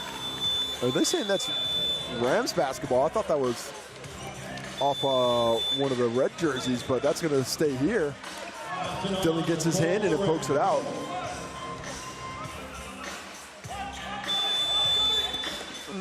Not bad by the Rams here. They've sort of weathered that big punch and they've stayed steady for a while. They're just sitting at 13 points, but they need to make some inroads. With 6 minutes left here, they need to find a way to slow down the Tuatara or pick up their level of efficiency on the offensive end. Here's Cho. What can he do? Getting into the paint, trying to go around the outside of Chris Johnson. Can't do so. There's Davidson.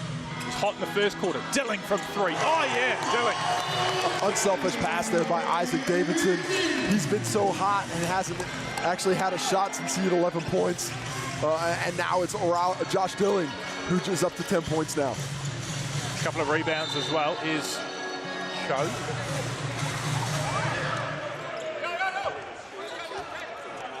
Foul called against Biesto, I think. Having a conversation with the ref. Well, how about the Tuatara? 6 for 10 from behind the arc right now. An unbelievable level of efficiency. The Rams just 2 for 8. They're going to have to find a way to make up some ground. Andrew tries it, and he does it. There you go, 3 from 9. Dylan and Taylor Britt are going at it. Taylor Britt is certainly bringing some physicality to Josh Dilling. Here is the matchup. Double teamed Dilling, eventually gives it to Davidson. Can he get more points? No. Vodanovic comes up with a rebound. Dilling. No. Oh, what a rebound. Oh, another rebound. Chris Johnson, look out, off the glass, and this time Cho comes up with it. Auckland can't get one to fall. Oh, what a shot. Cho. What a shot. And says, how you doing to the front row seats on the baseline. Temening Cho gets that contact and just flicks it up with the wrist. Playing at a high rate of pace. Look at this angle. It gets that bump there and says, okay, I'll take the bucket. Almost had a date with that bloke on the side of the court as well. How's your father? Nice to meet you. Dylan Boucher there. Just saying a little bit closer than you expected. 11 points the difference. What a basket there for Cho with 4:55 to go in the second quarter. Dilling has 10. Davidson has 11 for Auckland, but hasn't scored in a wee while. Canterbury have Cho with 9, Andrew with 8, Britt with 8. Yeah, off that initial explosive start to the quarter, the Tuatara have slowed down just a little bit here. But this quarter very even. After that opening quarter went 33-23 in favor of the Tuatara. This one 11-10 right now. The Rams have forced the Tuatara into a little bit more of a half court, but really need to find ways to defend that three-point line because that's where the damage is being done right now. We're really enjoying partly support Tuatara the third year. 11 points the difference as the players will back out onto the court after the timeout. Looks like Ihaka Kate and Martin have come in. Rapidly players for the Rams who have been in hot form as well. This is a challenge for this Rams unit. 3 young players coming in at a key moment. And you're going to have to hold their weight up front against Johnson and Vodanovic. Don't forget the Hoops and Schools program is running. Every free throw contributing. Southland and Otago, it's your turn. Get Hoops for your school. Use that QR code that popped up there on the screen. Here's Biesto. Vodanovic over the top to Chris Johnson. Flicks the pass, the corner 3. Davison, the denial by Cho. He'll get a second go and he'll float it in. Wow, unbelievable amount of space closed off by Temening Cho there. He was in the paint. He still blocks that shot, but Isaac Davidson, he's nonplussed. He said, okay, you can block it. I'll just hit the next one. 13 points for him. Cho back with the ball in his hands. Deep 2 and slots it as well. I love him in that mid-range, and that's an area he can find a little bit of space. He hits double figures now with 11, and I think in this next couple of minutes straight, I'd see the Rams leaning on him for offense. Ihaka Kate has the matchup on Chris Johnson on the page. I might throw it into the big fella. Giving away a wee bit of height, like maybe a foot. Davison's going to have a go from 3. Oh, back-to-back baskets for Davison, and he's suddenly back in the points. He's got 16. That's good defense by Joe, but the space created by Isaac Davidson impressive on the snatch back before he drills the triple. Kate feeds Britt. He too, and slots it. And that's a rhythm shot for Taylor Britt. Look for him to get a little bit more aggressive with the jump shot after seeing that one drop. Britt's got 10. Davidson again. Danovich will just settle things down. Offloads to Dilling. Now attacking the basket is Bairstow. Not enough on it. Getting a car crash underneath the rim. Plenty of physicality going on in this game, as you'd expect. Holmes almost leaves it behind. It's Cho.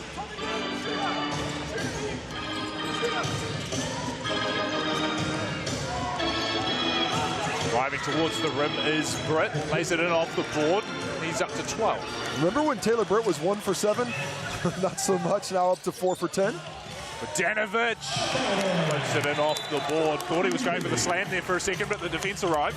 Well, this is, for me, this is where the advantage is for the Tuatara right now. I'd like, if I'm Coach Cam Flynn, I'd like to see that ball go into the post with a bit more frequency right now. But Danovich and Chris Johnson certainly has that advantage. That advantage is gone now. Andrews and Withers back in. But different things to consider. Brown and Withers still have those 2 fouls. If I'm the Tuatara, I'm trying to get them involved in the action to test their defensive noose. Zach Riley checks in for Auckland, as does Wilkie. Here's Andrew. Britt. Can't get that one to fall. Coming up with the rebound is Bairstow. First miss of the second quarter for Taylor Britt there.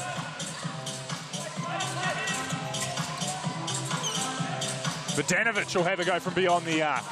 In and out. Don't know if the Rams need to be showing that far outside the three-point line. That's 4 feet off. That really put him in tough position on that rotation. So Brown, a little bit off balance, but oh yeah, that's nice from the Chemist Warehouse free throw line. And he is up to 4 points now, but it's the expansion of his offensive game from what we've seen from him the last few seasons. You know, he's lifted himself and made himself more of a primary option, and that is difficult. Fading to the right, defense closing off, hits the soft touch. And just like that, Rams back in this ball game, down 9, refusing to go away. Timeout to the Tuatara to discuss how they can find a better way to attack things.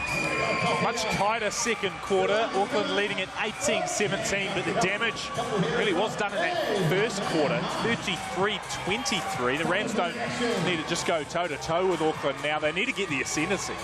Yeah, but I think they've grabbed control of the tempo of this game the last 4 minutes or so. And with 2 minutes left in the quarter at the end of the half, this is winning time. This is when great teams take over and go into the half with a little bit of momentum. Can the Rams continue that stranglehold on the defensive side, keeping the Tuatara from exploding? Or will the Tuatara find that second win and be able to stretch this lead back out here in the final 2? He's certainly going to go a long way to who's going to come out with this victory if the Rams can make it a 6-point game as opposed to a 10-point game at the break. Well, it's a 9-point game at the moment. Players walk back out on court after a little meeting. It's Withers there just having a conversation with the match official. Got pretty frustrated earlier on in the game. Well, Withers is pretty good at keeping the conversation open. You know, he doesn't show up the officials. He's not using bad language. He's just looking for an explanation. And the whistles are going to come into it down the stretch. Both teams in the bonus for the remainder of the half. Auckland with the ball in hand. Chance to extend this lead. Back out to 11 or 12.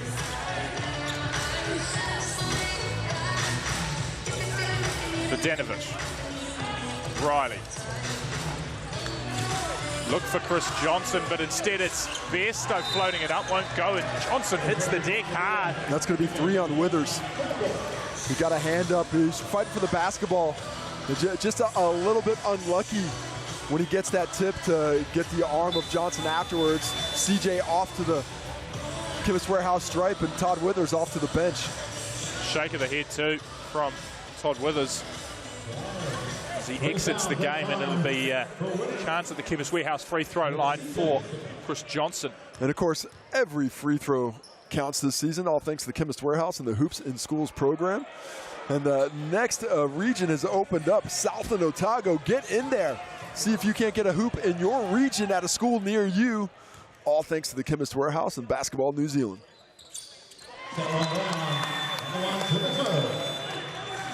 Swish goes to the free throw from Johnson as Ledger comes back into the contest for Vodanovic. Canterbury back down 10.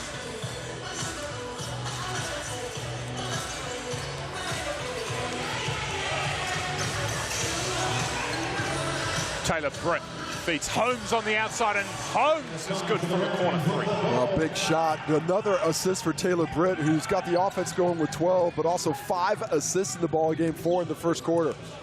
Jake Holmes, big shot. He can make a few more of those, would be good.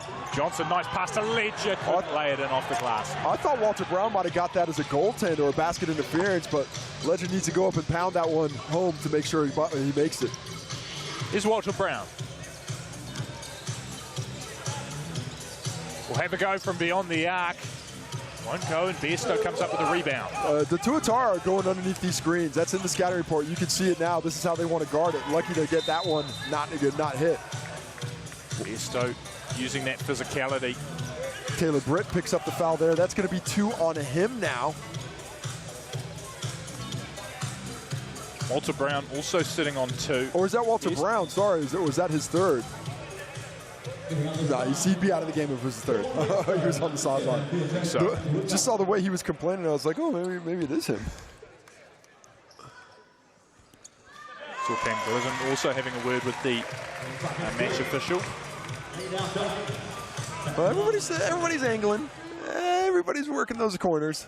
It's not us. We insist. Come on, ref.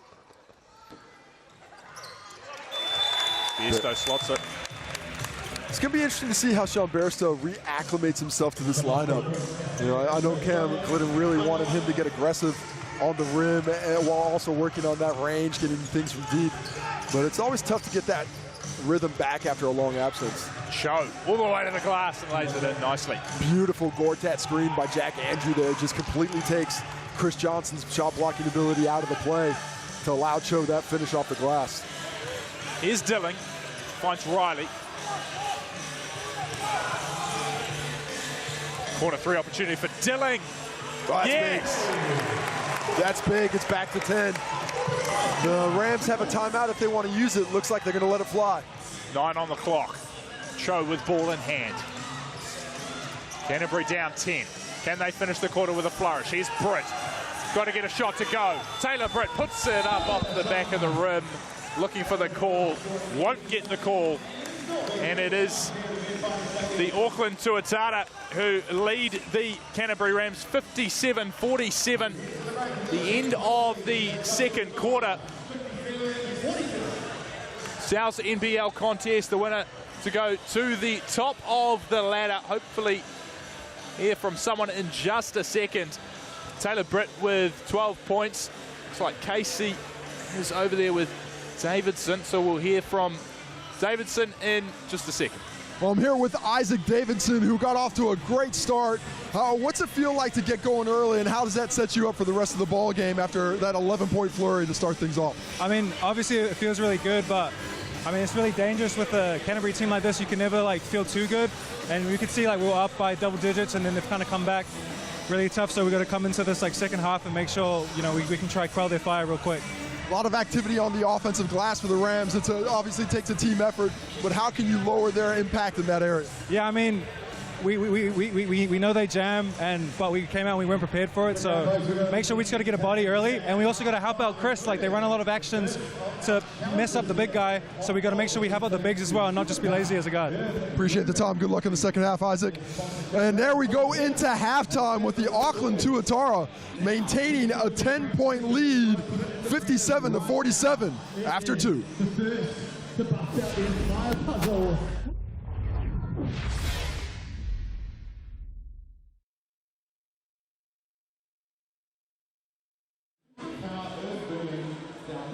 challenge. Different ways you can probably go about this, to be honest. You can try and do it nice and tightly at the start. That might also cost you a bit of time at the end. Or you can just throw it all out there and try and do it like this technique. And the blue is doing it's teal versus black in the Tuatara colours, of course, here. And it's neck and neck. Who's going to get there for the big prize? Superpower puzzle time. Looking quite good up the other end too. These guys have 6. They're almost there. They've got 3 pieces to negotiate. Oh, no, that's it. It's going to come down to the wire though. These guys are flying to the winner. Our 2 boys, they're pumped. Well done to Team Teal this time round.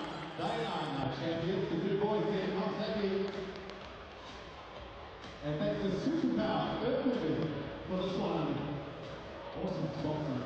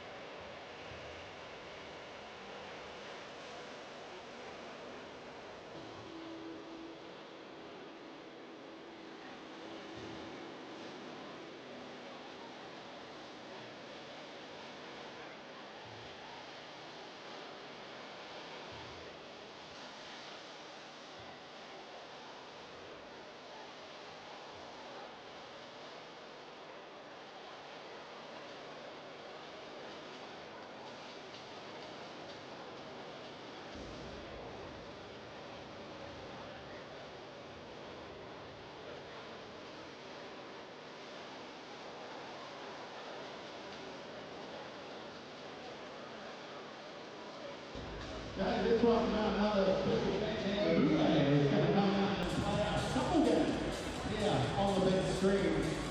Now, I might need you guys to help. This is where Burak's going to guess where the balls get shuffled here. Our multi-match day ball will pop on up. And your job is to try and figure out where it lands. Let's do our first one here. You're going to come with your winner prize. Okay, so we've gone from the middle. Let's see. You're tuned into live coverage of the Auckland Tuatara hosting the Canterbury Rams on Sky Sport. It is the Auckland Tuatara up 10 at the break. My name's Nathan Lim, alongside me, 4-time New Zealand NBL champion Casey Frank. And Casey, Auckland just got out to a heater in that first quarter, didn't they? They certainly did. Off the back of Isaac Davidson, got that offense rolling early, and a couple of big roundhouse punches from the Tuatara went unanswered. The Rams settled about halfway through, but it was a little bit too late because that lead had been established. As we take a look at it, Isaac Davidson leading all scorers, had 5 in the second to top with 16. Temening Cho 14. Taylor Britt bounces back after a slow start with 12. Josh Dilling and 13. Zach Raleigh with 11, supporting Davidson well on the glass. Overall, it was an advantage to the Rams, the Tuatara 20-19. Chris Johnson and Sean Barstow leading the way with 5 apiece. Jack Andrew 6, Temening Cho with 4 of those themselves. Taylor Britt 5 assists leading the way.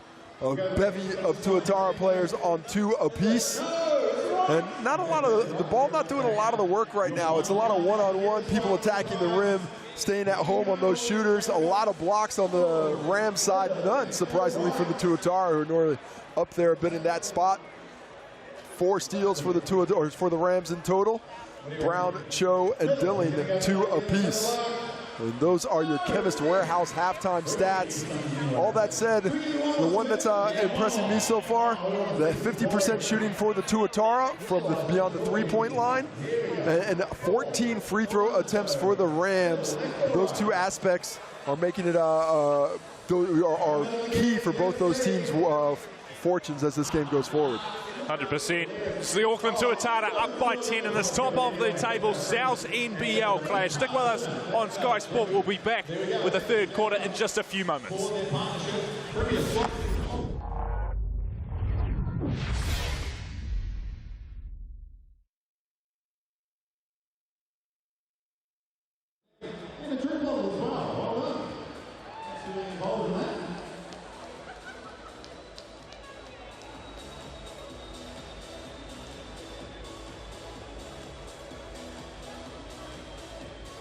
Here, 5 minutes to go. Still winners who play for round 9.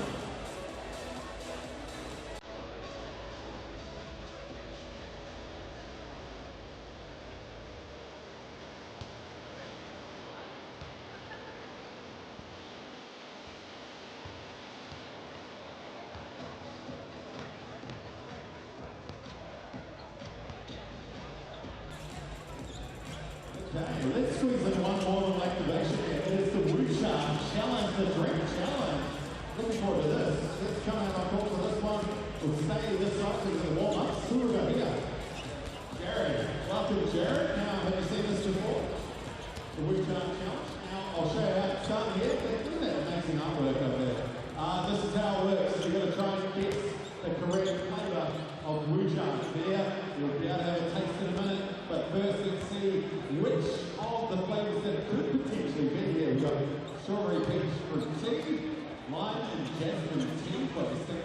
We've got the tiramisu latte, biscoff pearl with milk tea, strawberry peach fruit tea. What do you reckon? A little taste. Get that close. Keep holding through. We'll chance there here. What do you reckon? Gonna go with lime here. Let's check out the answer as it pops up. It is lime. One time. You've got the taste buds on tonight, mate. So Jared, there you go. You are the challenge winner. Tonight's taste challenge thanks to Wucha.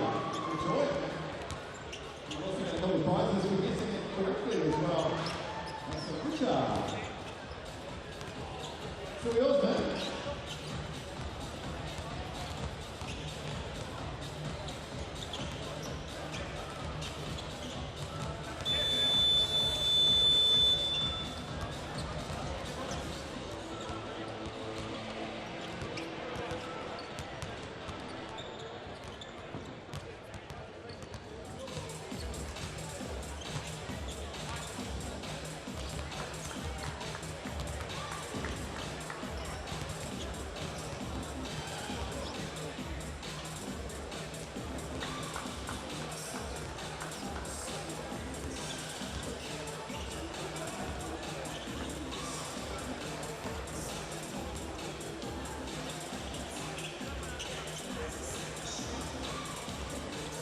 Welcome in at South NBL action live on Sky Sport. The Auckland Tuatara leading the Canterbury Rams 57-47. 2 quarters in this contest at Eventfinda Stadium in Auckland. Both teams in hot form, second versus third on the ladder. Both teams having won their last 3 games. The winner of this game will go to the top of the South NBL ladder. My name is Nathan Lim, alongside me 4-time New Zealand NBL champion Casey Frank. Casey, what have the Rams got to do in the second half to get back into this game? Well, I think they did a good job of it in the second quarter. They started controlling pace. They started making a bit more aggressive, attacking the rim with a bit more of an aggressive mentality. But I'd like to see them lift the offensive rebounding attack. The first quarter, they had 5 offensive rebounds, but they just had 1 offensive rebound in the second quarter. That's so key to what they do. But on the backside of that, they have to convert. Just 7 second chance points off of those 6 offensive rebounds. And that's not at a rate that's high enough to impact the Tuatara game plan and force them to change things around. A little bit of foul trouble too for the Rams. We could see the frustration in the team, that's having conversations with the match officials as well. What have they got to do also to get on the right side of the officials? Well, I mean, they've only got 7 fouls per team. They just happen to be on 3 guys. So that's 3 on Withers, it's 2 on Brown, it's 2 on Taylor Britt. And I really don't think there's much they can do differently. Withers had a couple of calls that could have gone either way. And the Rams are going to have to stay aggressive. The only thing they're going to need to be able to do is defend without fouling. Keep those hands out but they have to keep that physicality to the exact same level it was in the first half. They can't let those fouls change their level of play in any way whatsoever. Taylor Britt sure to have a big role in the rest of this game. He's got 12 points so far. He was 1 from 7, but has improved to 5 of 13 now. 5 of 13. So 4 for 6 in that second quarter after a 1 for 7 opener. He's a stud, man. He knows how to reply. He's a steady ship. It doesn't matter if the waves are going up and down. He's going straight along. His whistles aren't going to get in his way. The physicality from Josh Dilling's not going to bother him. He's going to keep it going. But what I would like to see from him is maybe a little bit from deep. Right now, the Rams 4 for 11 from behind the arc. Nobody's shooting. The guys who are shooting the best percentage: Jack Andrew, Jake Holmes, 3 for 3. The rest of the team 1 for 8. That needs to improve elsewhere. Here's Jack Andrew with the first play of the third quarter, and thought that was going to be a dunk. Dribbles in. It could have been a dunk if he wasn't 7 feet away from the rim. He leads that bad boy over. Fantastically put up on that plate for the Andrew finish. Zach Riley getting away from Cho. Withers is on him now. Low. Floats to Dilling.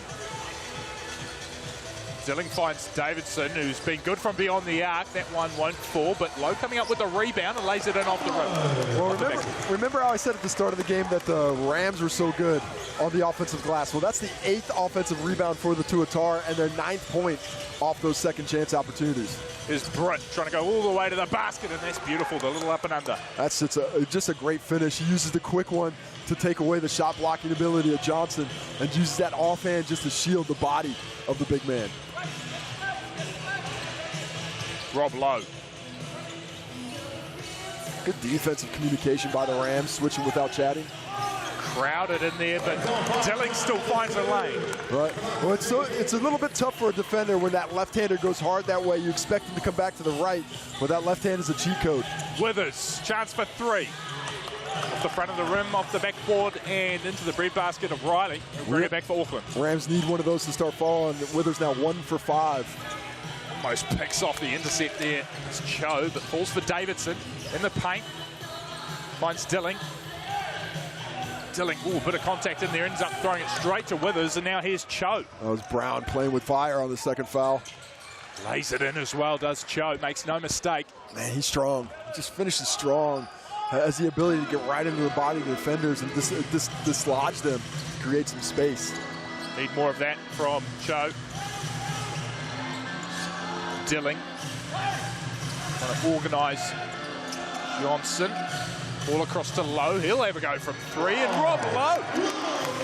Just load it up and let it fly. Rob Lowe right in the shooting pocket. That release is so quick, no wasted motion, and stretches it back to 9 for the Tuatara. Here's Cho. One doesn't fall. Canterbury really needs some of these 3-pointers to go if they're going to claw back into this game. Trailing by 11 is Davidson. Had 16 points for the game so far. Here's Johnson from beyond the arc. Auckland have started this third quarter hot. How about these big men for the Tuatara? They're so dangerous down low, but they can also step out and hit back-to-back threes for Johnson and Lowe, the law firm. Cho. Mid-range 2, slots at 2, so that's back-to-back buckets for Cho. Just a bit too much space for Cho as he's starting to really warm up. 18 points now on 6 of 9 shooting. That's 66%. Chris Johnson, used to see him up dominating at the rim. That pass was fired a little bit too hard there for Riley. Ball goes out of bounds. Zach Riley's got to catch that one. A little bit high. Johnson had the right thought, right time. And to get that pass through, you have to put it on a frozen rope. Zach Riley had the hands down, couldn't get him up in time to get that catch for the finish. Auckland leading by 12. Canterbury in possession. Here's Britt. Taylor Britt, mid-range jumper. Yes, again. Cho and Taylor Britt really starting to activate. 16 points for Britt, and when that mid-range is falling, everything else starts to come together a little easier. Dilling finds Riley. Riley double team, batted away by Brown. Now Brown with the opportunity for the fast break. Up to the rim, off the backboard, collects the rebound. This time it falls. Well, good defense by Zach Riley, and the initial challenge goes up straight, vertically, forces the miss, but just a little bit more hustle from Walter Brown on the putback. Dilling there, Bairstow a little bit late, goes for the slap, gets the harm. Walter Brown gets the hoop, and a chance for the old-fashioned three-point play at the Chemist Warehouse strike.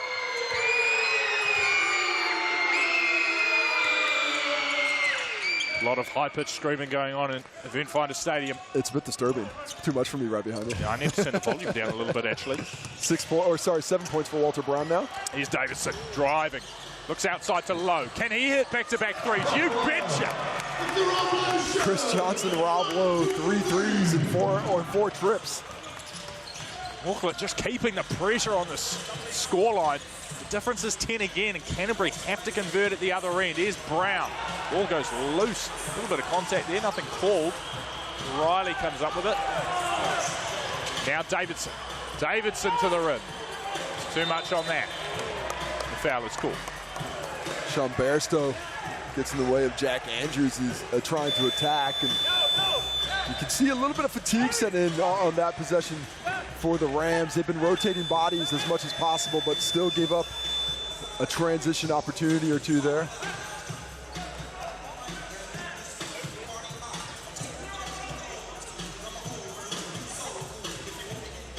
Canterbury starting to just get outpaced on the glass a little bit right now. And that is an area that is so key for their success. Auckland with the inbound ball on the foul. It'll be Bairstow who comes up with it. On the perimeter. Looks for Dilling inside. Fakes and coming up with it is Canterbury. That's nice defense from the Rams. Here's Brown. Brown trying to cross into the paint. Snatched by Rob Lowe. Well, good quick hands. Stays on his feet and doesn't foul. Key when you have 2 fouls. Vodanovic back in the game. Receives the pass from Dilling. Posts up. And off the backboard, and then gives Walter Brown a little bit of a shove afterwards as well. You know, that's just a little how's your father? Everything's okay. Just a little bit of friendly Auckland Canterbury contact. Tough cover for Brown with those 2 fouls against Vodanovic down low. Taylor Britt with the jumper again. He's got a bit of a heater in this third quarter. 18 points now. The Rams offense certainly finding more efficiency, but the Tuatara offense finding a bit more pace themselves. Never stays quiet for long, does Taylor Britt. There's Auckland back with the ball. Here's Vodanovic. Martin and Vodanovic down low. That's going to be a tough one for the young fella. Davidson. Oh, yeah, and one. Walter Brown takes away his landing space and is instantly disgusted. He knows he done it. And now a 3-point shot for Isaac Davidson, compounded by the 3rd personal foul on Brown. Davidson, 19 points now. 4 rebounds, 4 assists, doing a little bit of everything. What a key pickup midway through the season he's turning out to be. Canterbury have got to get this prolific Auckland attack under control as Davidson makes it a 4-point play. Suddenly the lead is 14. Taylor Britt.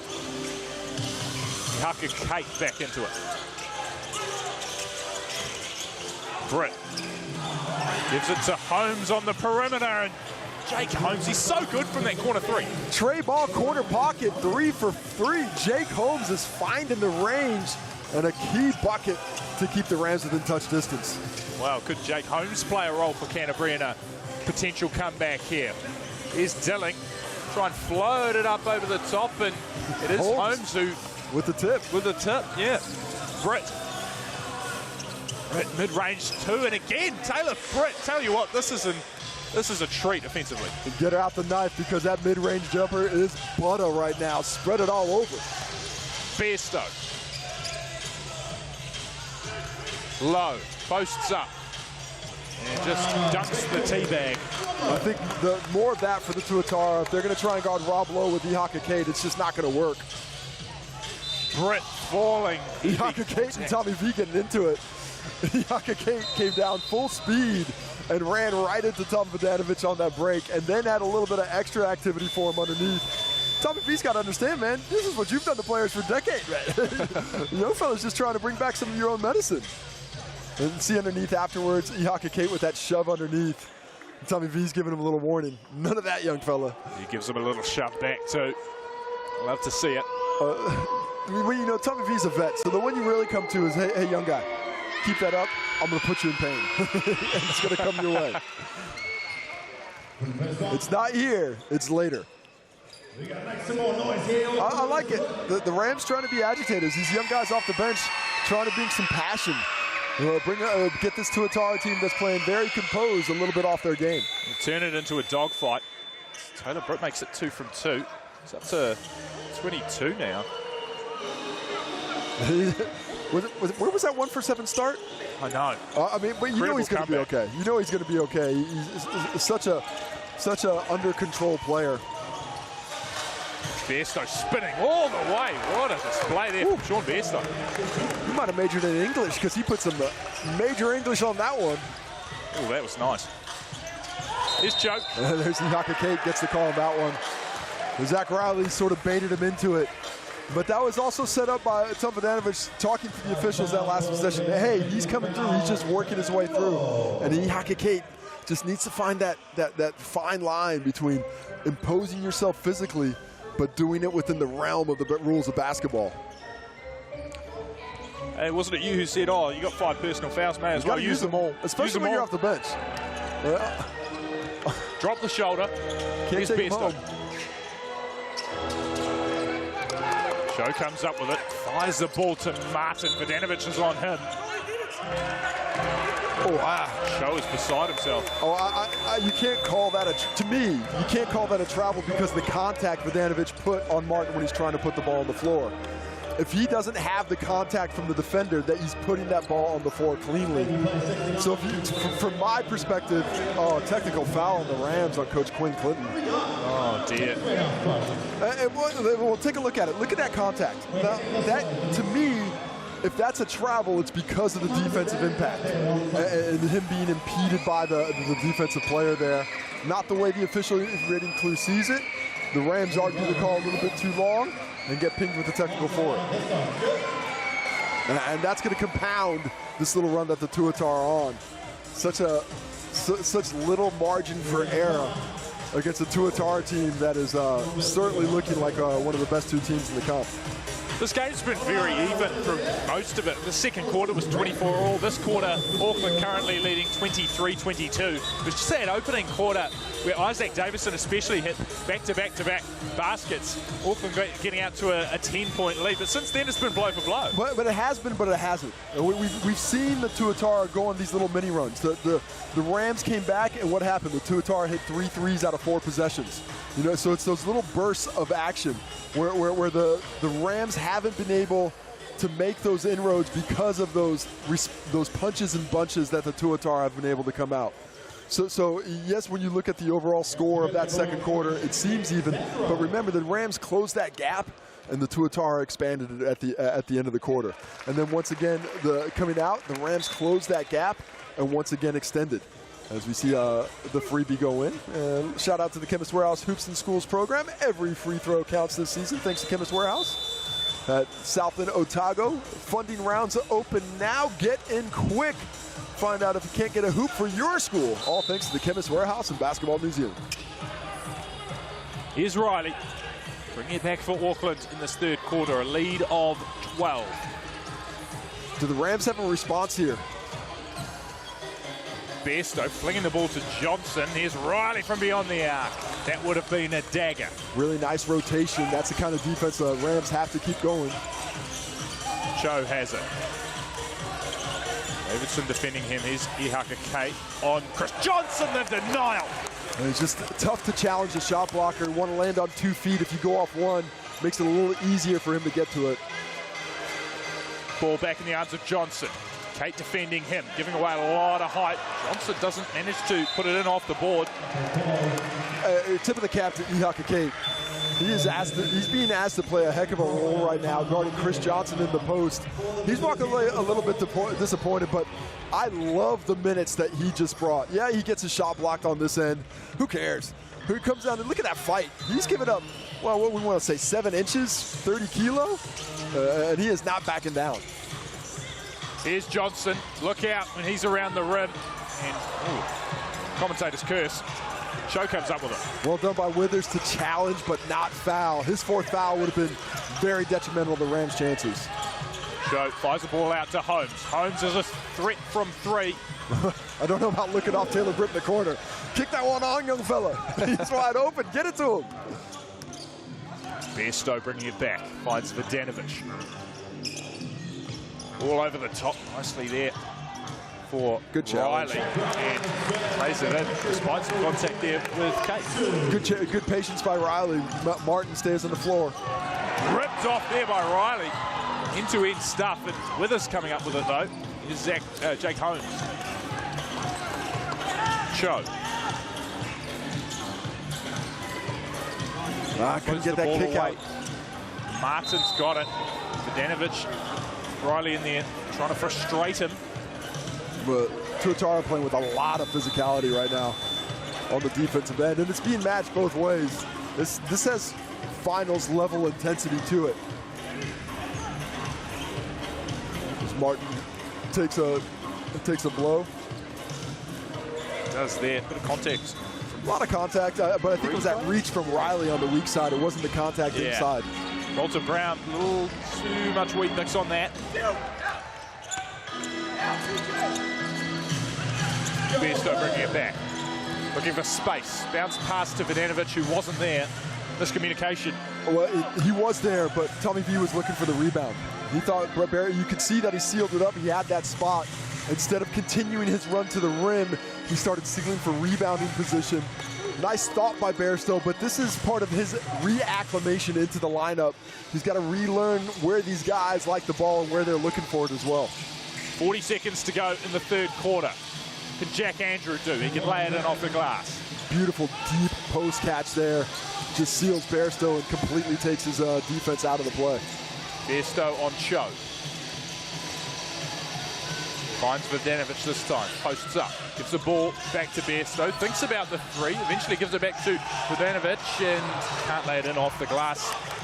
Good repost. Too deep. Can't get that finish. Jack Andrew. Hello. That's a man's finish. Beautiful little dime to set him up, and Andrew with the vertical smash.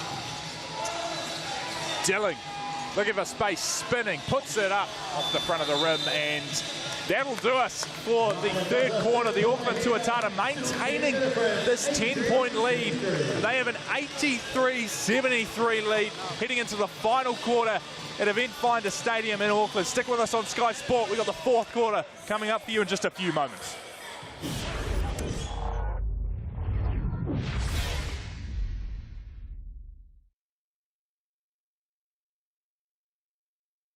We're seeing all sorts of thrills and equally spills in this. We've got a couple joined together here with the same head hole, if you like. So Siamese twins. And what they're going to try and do is navigate through all the sponsors. Once they do that, they can then try and throw it into the half-court scoring code.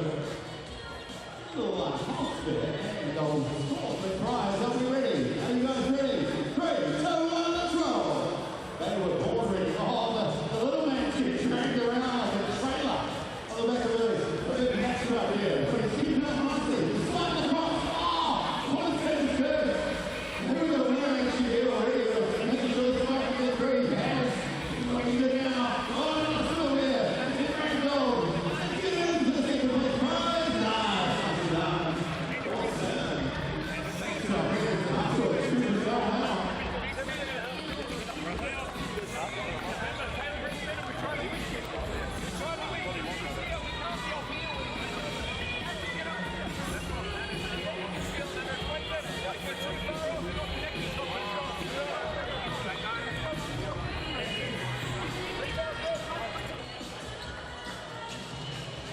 Coming up here on Sky Sport for the South NBL top of the table clash, the Auckland Tuatara leading the Canterbury Rams by 10, 83-73. Taylor Britt has 22 for the Rams. On the Auckland side of things, it's Isaac Davison leading the way with 20.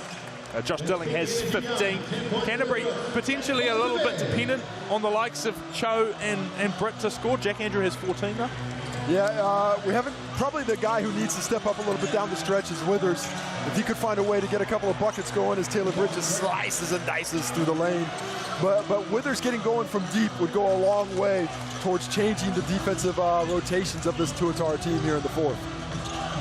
Canterbury with the first basket of the fourth quarter. Davidson over the top to Rob Lowe, posts up, floats it in. That's just a professional shot. He's got that quick flick. He's got the length to keep it the size of Andrew Bay as Cho gets fouled in the paint. And I suppose Auckland don't have to do anything special at all in this fourth quarter. They've just got to play their game, execute when they need to, and it's really Canterbury with everything to do.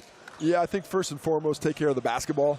And secondly, they have to get back in transition. Take away the easy buckets for the Rams, force them to work in the half court, and that will go a long way towards shortening this game, making it a little tighter, making that clock run a little bit faster. And the opposite is true for the Rams. They want to lengthen it out so that they want to get fouls, they want to be able to set their defense, and they want to get that ball and run as fast as possible. But it all starts with forcing the Tuatara to miss some shots. And that's been easier said than done this evening. Cho misses both from the Chemist Warehouse free throw line. It'll be Bairstow to bring it back, and he's got Davidson there with him.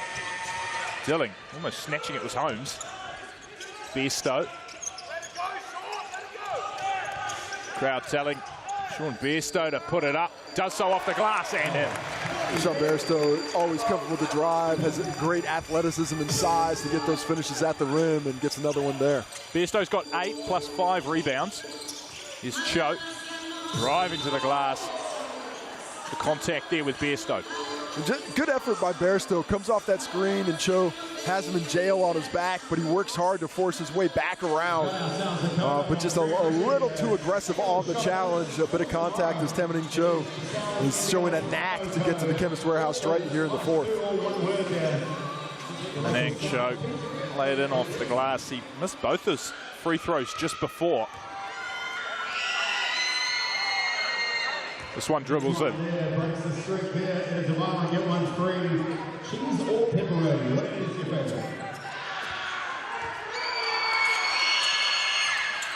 So does the second for the Rams. Now 16 from 21 from the free throw line. Bairstow. Cho's not giving him any room. Wilkie finds Davidson. Davidson puts it up from beyond the arc. This one will bounce off. Cho with the rebound. Rams need a bucket here. They need to create a high-quality look. Cho finds Andrew, back out to Cho. Andrew. Can't get it to fall. Would have liked to have seen that ball get to the second side a little bit. Decent shot, but didn't really make the Tuatara defense move. Bairstow surveying his options. And nice intercept there from Holmes. He's had a few good looks, Jake Holmes. Productive from beyond the arc. He's off a couple of rebounds as well. Slotting it nicely there's Britt. Butter. Get out some toast, spread it again. Taylor Britt in the midi has it locked down. 26 points for him. And that one was with the net up. That's a tough little mental hurdle to get over when you're a shooter. Rob Lowe. This one doesn't fall off the glass. Walter Brown bringing it back. Rob wants the contact, but there's not enough contact there in this game. It's playing with a high level of physicality. Britt, he's going to put up the three. The front of the rim. Auckland will let that go out of bounds. The Tuatara are challenging Taylor Britt to shoot those threes. A timeout to Cam Glidden and the Tuatara to chat about things. As its lead has been whittled down to 8. The Rams just struggling to get closer than that. You look at the game today, they just haven't really, biggest run that the Rams have had, or either team has had, is 7 points. We just haven't been able to see either team get that sustained scoring. So you can tell that they're going to try and do it the rest of the way. 2 stops, or 2 stops, 2 buckets, you know, out of 3 possessions. They're going to have to keep that way to keep working their way towards it. What have the Auckland Tuatara done to be able to disrupt this Rams offense that's been so economical this season? I mean, they're second in terms of the league for points per game, 98.6, and just haven't been able to find any rhythm today. Well, I think first and foremost is they've shut down the Rams on the offensive glass. This is the best offensive rebounding team in the competition, and they have 7 offensive rebounds total today, and they've only had 2 offensive rebounds since the first quarter. So that a lot of the Rams' offense comes from that area, but not tonight. And secondly is, they, especially early, they challenged the Rams to make shots from deep. In that starting lineup, we're just 2 makes from, what is that, 5, 6, 7, 10, 12 shots. So the starting lineup, 2 for 12 from beyond the arc. The majority of the makes coming from Jake Holmes, who's 3 for 4. Outside of that, the Rams just haven't been able to force the Tuatara to change that going under coverage on ball screens. And until they start making some shots, the Tuatara are going to continue with that packed defense. Auckland Tuatara look to close things out. Still 7 minutes remaining. A lot of time to go in this contest. Difference is 8. Jack Andrew gets called for the foul there. Just a bit of a wrestling match down low, trying to force Rob Lowe to go high. It can get a little caught up in the mud down there. Jack Andrews' first personal foul. Let's keep going. Low, over the top, looking for Vodanovic. Withers is on him, but no problem for Tom Vodanovic. Beautiful pass. I mean, that was perfectly delivered. Tom Vodanovic has an easy finish after that with Withers on his back. Here's Britt, after a slow first quarter, has been brilliant. And there! I think you might count that. I'm not sure. I think the officials should talk about that. I thought that was on its way down. Maybe take a second look at it, but there's a chance that that's an N1. That's on the cusp. If you ask me, that's a goaltend, and this should be an N1. Very intimate looking cuddle there too. But it can go either way. It's so close. 2 shots. They're saying, on that angle, it looks like it's still going up. It's just real close to the rim and being in that cylinder. But the officials got together, they spoke about it, and they decided 2 shots is the call. Jack Andrew from the Chemist Warehouse stripe. First one's good. Jack Andrew, so efficient, man. He does not, 6 shots total. Well, that's 16 points on 6 shots now. Obviously getting to the Chemist Warehouse stripe a bit as well. 6 attempts there, but just I love his ability to do a lot without a lot of basketball in hand. Oh, Riley can't reel in the pass. Falls by Brown. Brown bringing it to the rim and laying it in. Walter Brown. Well, exactly what they need. Forced turnovers, easy buckets. As close as this game has been in the second half. Canterbury really upping the defensive pressure now. Dilling looks for Vodanovic. Now from beyond the arc is Riley. Too good. Jack Andrew and Temening Cho both in that play. Andrew probably closer for the closeout, but he doesn't go. Gives Riley the chance to knock it down before Cho gets there. Riley has 17. Britt. Defended by Vodanovic, and Vodanovic is going to be called for that. Oh, it's a clever finish by Taylor, or clever creation by Taylor Britt. But I think he took a shot on that hip, or is it his ankle? Is possibly just actually what that looks like is the wind knocked out of him from the hip of Tom Vodanovic. Yeah, it looked like Vodanovic just stuck out. Look at this move, creates it, and boom. Is that a little cork possibly? Either way, Taylor Britt's gonna rub some dirt on it and keep playing. 26 points so far for Taylor Britt, 6 assists, 27 points. And these kind of performances have become pretty standard for him over the last 3 years. What a player he has developed himself into. He's just been dominant for the Rams over the past 4 seasons. Especially impressive considering he started 1 from 7. Hey, you just stay steady, you know.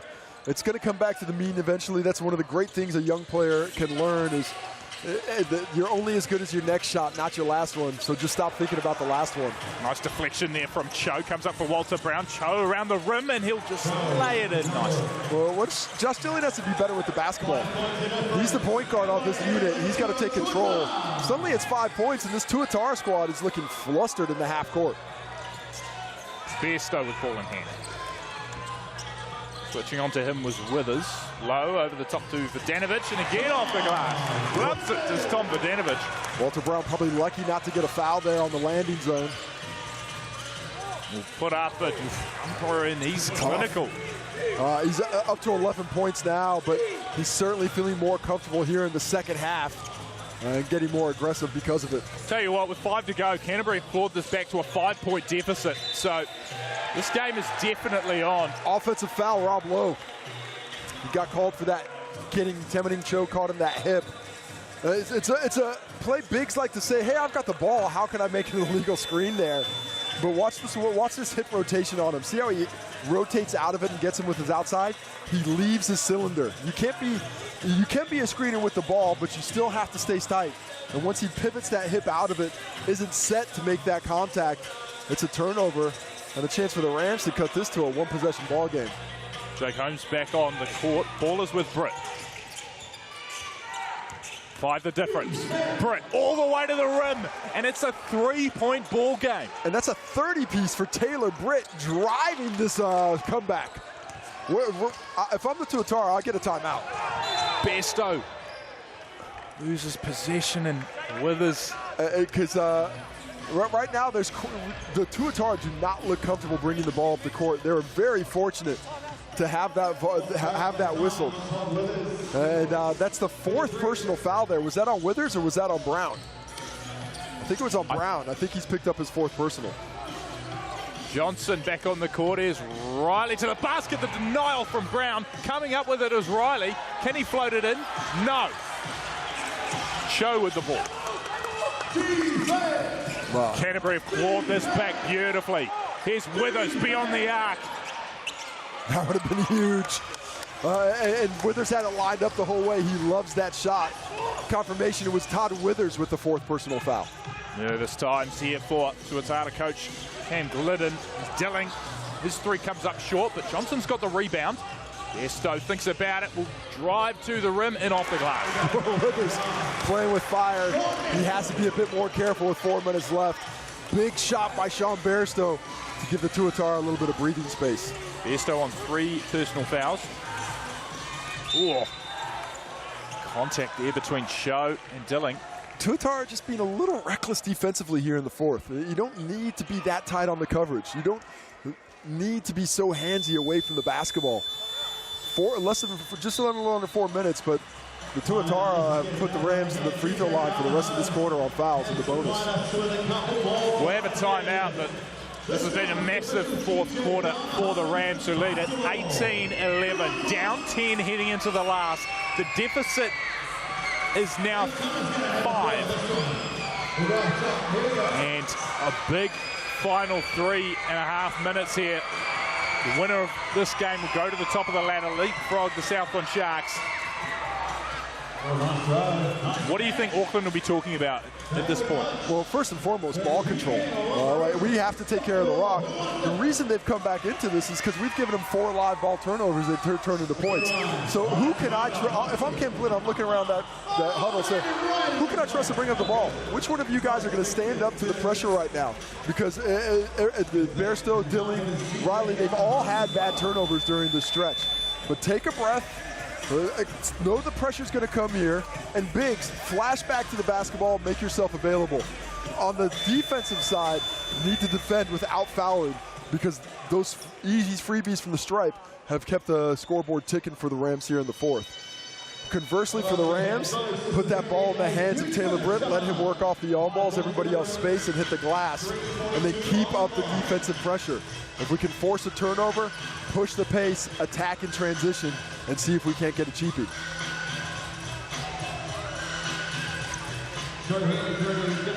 It'll be Temening Cho from the Chemist Warehouse free throw line. Auckland crowd doing their best to put him off, but Can't do so. 4 points the difference. This is going to be a massive final 3.5 minutes as Canterbury try to claw back this deficit, which Auckland have maintained the entire game. Johnson with the rebound. And there comes the double, trying to force another turnover. I like that from Coach Quinn Clinton, but good job by Bairstow to avoid the pressure. Bairstow trying to work his way into the paint, gives it outside to Davidson. Got a piece. Partially blocked.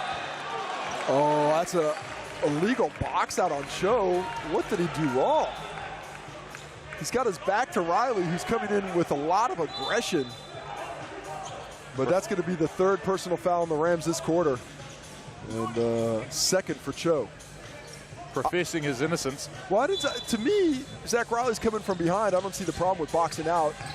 I didn't think he got that far out of his cylinder to do it. Turnover forced. Chris Johnson losing it out of bounds. We're not used to seeing that.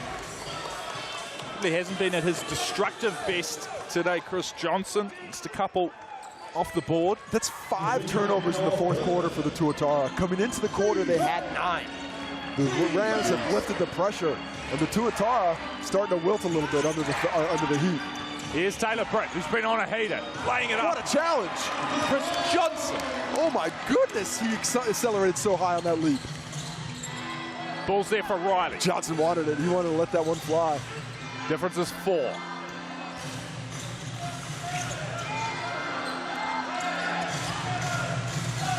Bairstow, ball over the top to Johnson. Tried to give the pass. Dillon comes up with it. Auckland still got it. 2 on the shot clock. They get rid of it. On the shot, Walter Brown picks up his 4th. That's a big foul.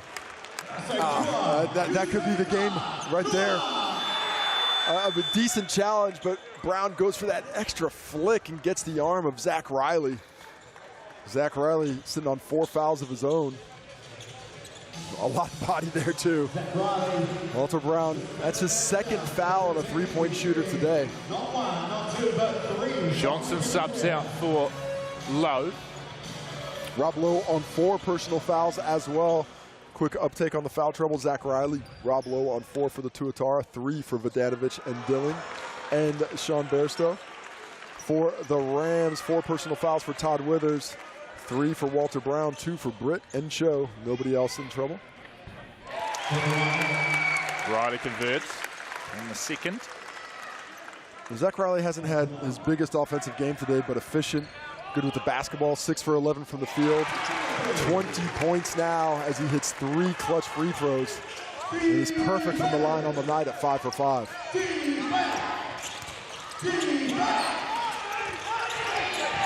Well, crowded. Britt by Lowe. Britt looking for a lane, finding it. That's Edward. Off Good call. Good call. And that's Zach Riley's 5th. He's going to foul out. I believe that foul's on him. Yes, it is. And that's going to be his day done, which impacts the ball handling of the Tuatara. And another clutch play by Taylor Britt. Rock up the sleeve, get to the cup, get the finish on the weak side, and notch up 32 points on the evening with I'm guessing a couple more to go. Boy, oh boy, we're in for a big finish here as Britt can draw the deficit back to 3. Does so. 33 points on the night. 6 assists as well. Here's Dillon. Ball control. The big issue for Auckland in this 4th quarter. Vodanovic gives it off to Davidson. Low. Over the top to Vodanovic and losing it. With the foul. That was Withers and Tom Vodanovic locked up. It could have been Withers' 5th. Instead, it's Tom Vodanovic with the offensive up high. Jack Andrews just grabbing Rob Lowe's off arm. Could have very easily been a defensive foul on the Rams.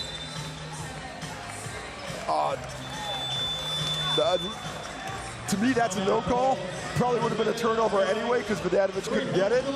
But the one I'd probably blow the whistle on is Jack Andrew up high on Rob Lowe, making that pass with underarm because his other arm's corralled. Vodanovic beside himself with that call. 3 points the difference as the 2 teams have a chat. I mean, it has been all Tuatara all day long. The Rams have not led in this ball game. But with 2 minutes left, they've got the ball in hand and a chance to cut it to one or tie. Just methodical. They've just walked this Tuatara team down. At different times tonight, it's looked like they were going to pull away with it. It looked like the double figure, the 10-point lead was going to become 16. But on the whole, that biggest lead of the day for the Tuatara was 16, but on the cusp of being even. Yeah, such grit from this Canterbury outfit to drawing the deficit back this late. And they had possession, so a chance to tie things up. Squeaky bum time for Auckland. It's getting tight. It's getting tight, but this is gonna, this is the question for this Tuatara team. They don't. Josh Dillings is their point guard. I don't know if he's the purest of a point guard or he's more used to playing a little bit of two. But certainly, at different times this season, they've been impacted by pressure. Ball's in the hands of Taylor Britt, brings it back up the court. Canterbury with a chance to level it. They were down 16 earlier in this contest. The winner of which will go to the top of the ladder. Shot clock at 6. Britt, mid-range 2. Great defensive possession. The Tuatara had that sniffed out. Great switches by Rob Lowe to take away that look for Withers, and then individual defense by Davidson to finish it off. Here's Lowe for Auckland. Bairstow trying to go around the outside. Not a great look, but Lowe's going to hit the rim. 4 seconds left on the shot clock. Dilling from deep. Brown with the rebound. Cho over the top, picked off by Lowe. Cho recovers and lays it in as well. Rob Lowe with the challenge, could have been foul number 5. Instead, it's a 1-point difference with a minute left. Oh, we got ourselves a ball game, Nathan. 70 seconds on the clock. Dilling. Who wants it? Who wants this bucket? Rob Lowe mismatching the post. Get it to the big fella. It's too late now. Short shot clock. 3, 2, 1. Ball up to Davidson, and Davidson converts. Massive bucket for Auckland. Walter Brown watching the ball. Isaac Davidson takes advantage with a huge cut. Cho trying to get all the way to the rim. Cho grabs his rebound. Massive chance here.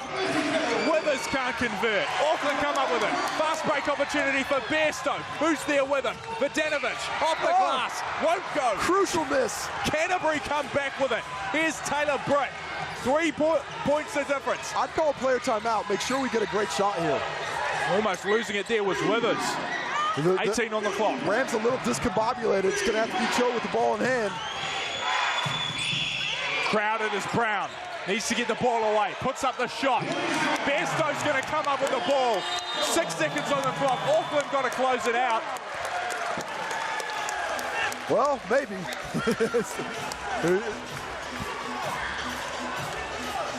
Taylor Britt's complaining about the initial play on the pass when he's trying to play it. That's a long time ago. Great defensive possession by the Tuatara. You can tell that the Rams were not on the same page when they got that ball back. A couple of plays didn't go their way. There we see that beautiful cut by Isaac Davidson, and that's going to be the difference right now. And it's Sean Bairstow with a couple of shots from the Chemist Warehouse stripe to ice it. Not in the first. Not then. Comes off the front of the rim. Rams still have their BNZ player timeout in hand. We'll call it immediately on a Bairstow miss.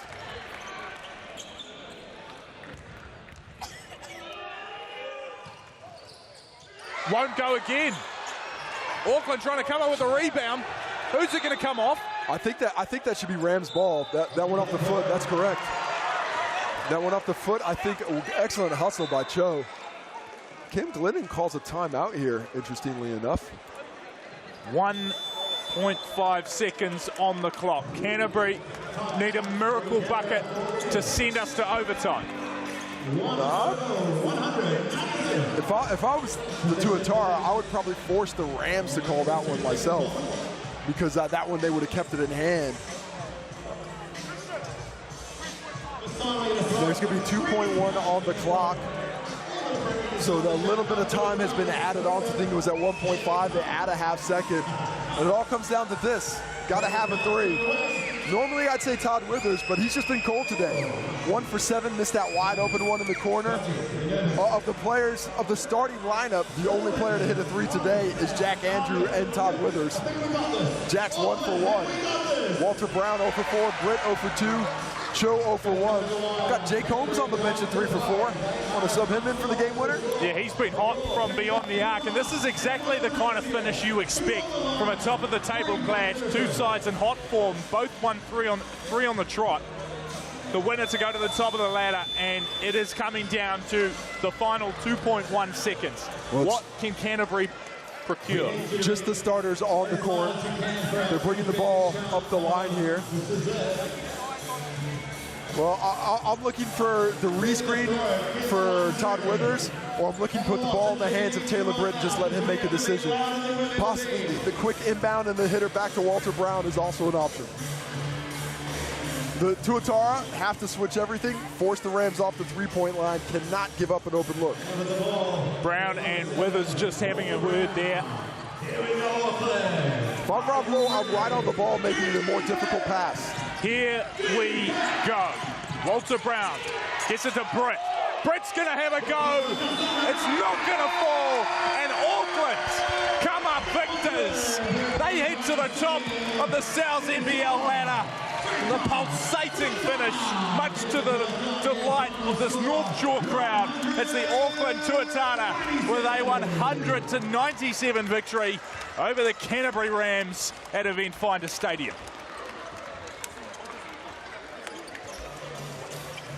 Thanks so much for the support of both teams. Great to see What a finish from these two teams.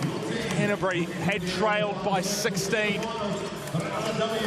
Brought it back to 3. Almost sent us to overtime. 25 from Tamaning Cho. 33 from Taylor Britt. But it's the spread of scorers from Auckland. Josh Dilling with 15, Bairstow with 10, Davidson with 22, Lowe with 14, Vidanovic with 12. We're going to hear from both of the teams shortly, but what an epic finish to this contest. And if we take a look at the Chemist Warehouse stats, Britt started 1 from 7, and then went on a heater through the second, third and fourth quarters. 33 points he finishes up with. Cho had 25, but Auckland, Davidson 22, Riley 19, Dilling 15. Cho also had great rebound numbers, almost the double-double. Chris Johnson had 8. Probably didn't get going on the scoring end to the extent that we're used to from him. Taylor Britt with 6 assists. Rob Lowe with 5. Alongside Davidson at the top of the assists ladder there. And a few eye-catching blocks too from Brown, Cho in particular. Johnson had 1. 4 steals for Walter Brown as well. And we're going to hear from Rob Lowe. He's over there with Casey. Well, Rob, what a game. The Tuatara came out, played really well. In that fourth quarter, the Rams found some answers. What was it about that pressure that was making it difficult for the Tuatara to find success in the half court down the stretch? Yeah, they just came out and trapped a few times. We weren't expecting it, but credit to the Rams. They never give up, and we knew that going into the second half. That was a lot of our chat in the halftime. So, yeah. A lot of key performances for the Tuatara tonight. Started off by Isaac Davidson, who was just on a burner, 11 points in the first 13. How does his inclusion into this lineup change the ceiling of the Tuatara squad? Yeah, he's just a seamless fit. He'll go out and do whatever you need him to do. And tonight, you know, putting some points on the board early, and you know, his defensive presence was huge tonight as well. So. Overall, the Rams pretty much held undercover, but Taylor Britt got loose, a 32-point night, I believe. What makes him such a difficult player to guard, especially down the stretch where he just kept on finding angles? He's a warrior. Played with him this season with the Breakers for the first time, and you know, his tenacity on the ball and you know, his effort's huge. So you got to slow him down as best you can, but he's going to have good games. Just finally, doubleheader this week for the Tuatara, so no time to rest for the wicked. Coming up next, when you're looking at that next game, what's the key for the Tuatara to get some build-ons and grab another win? Yeah, honestly, haven't looked that far ahead. Focused on tonight. Got work tomorrow. But Cam will put a game plan together, and we'll do our best to execute it. That's the way to be, Rob. Love your work. Thanks, Casey. Sure.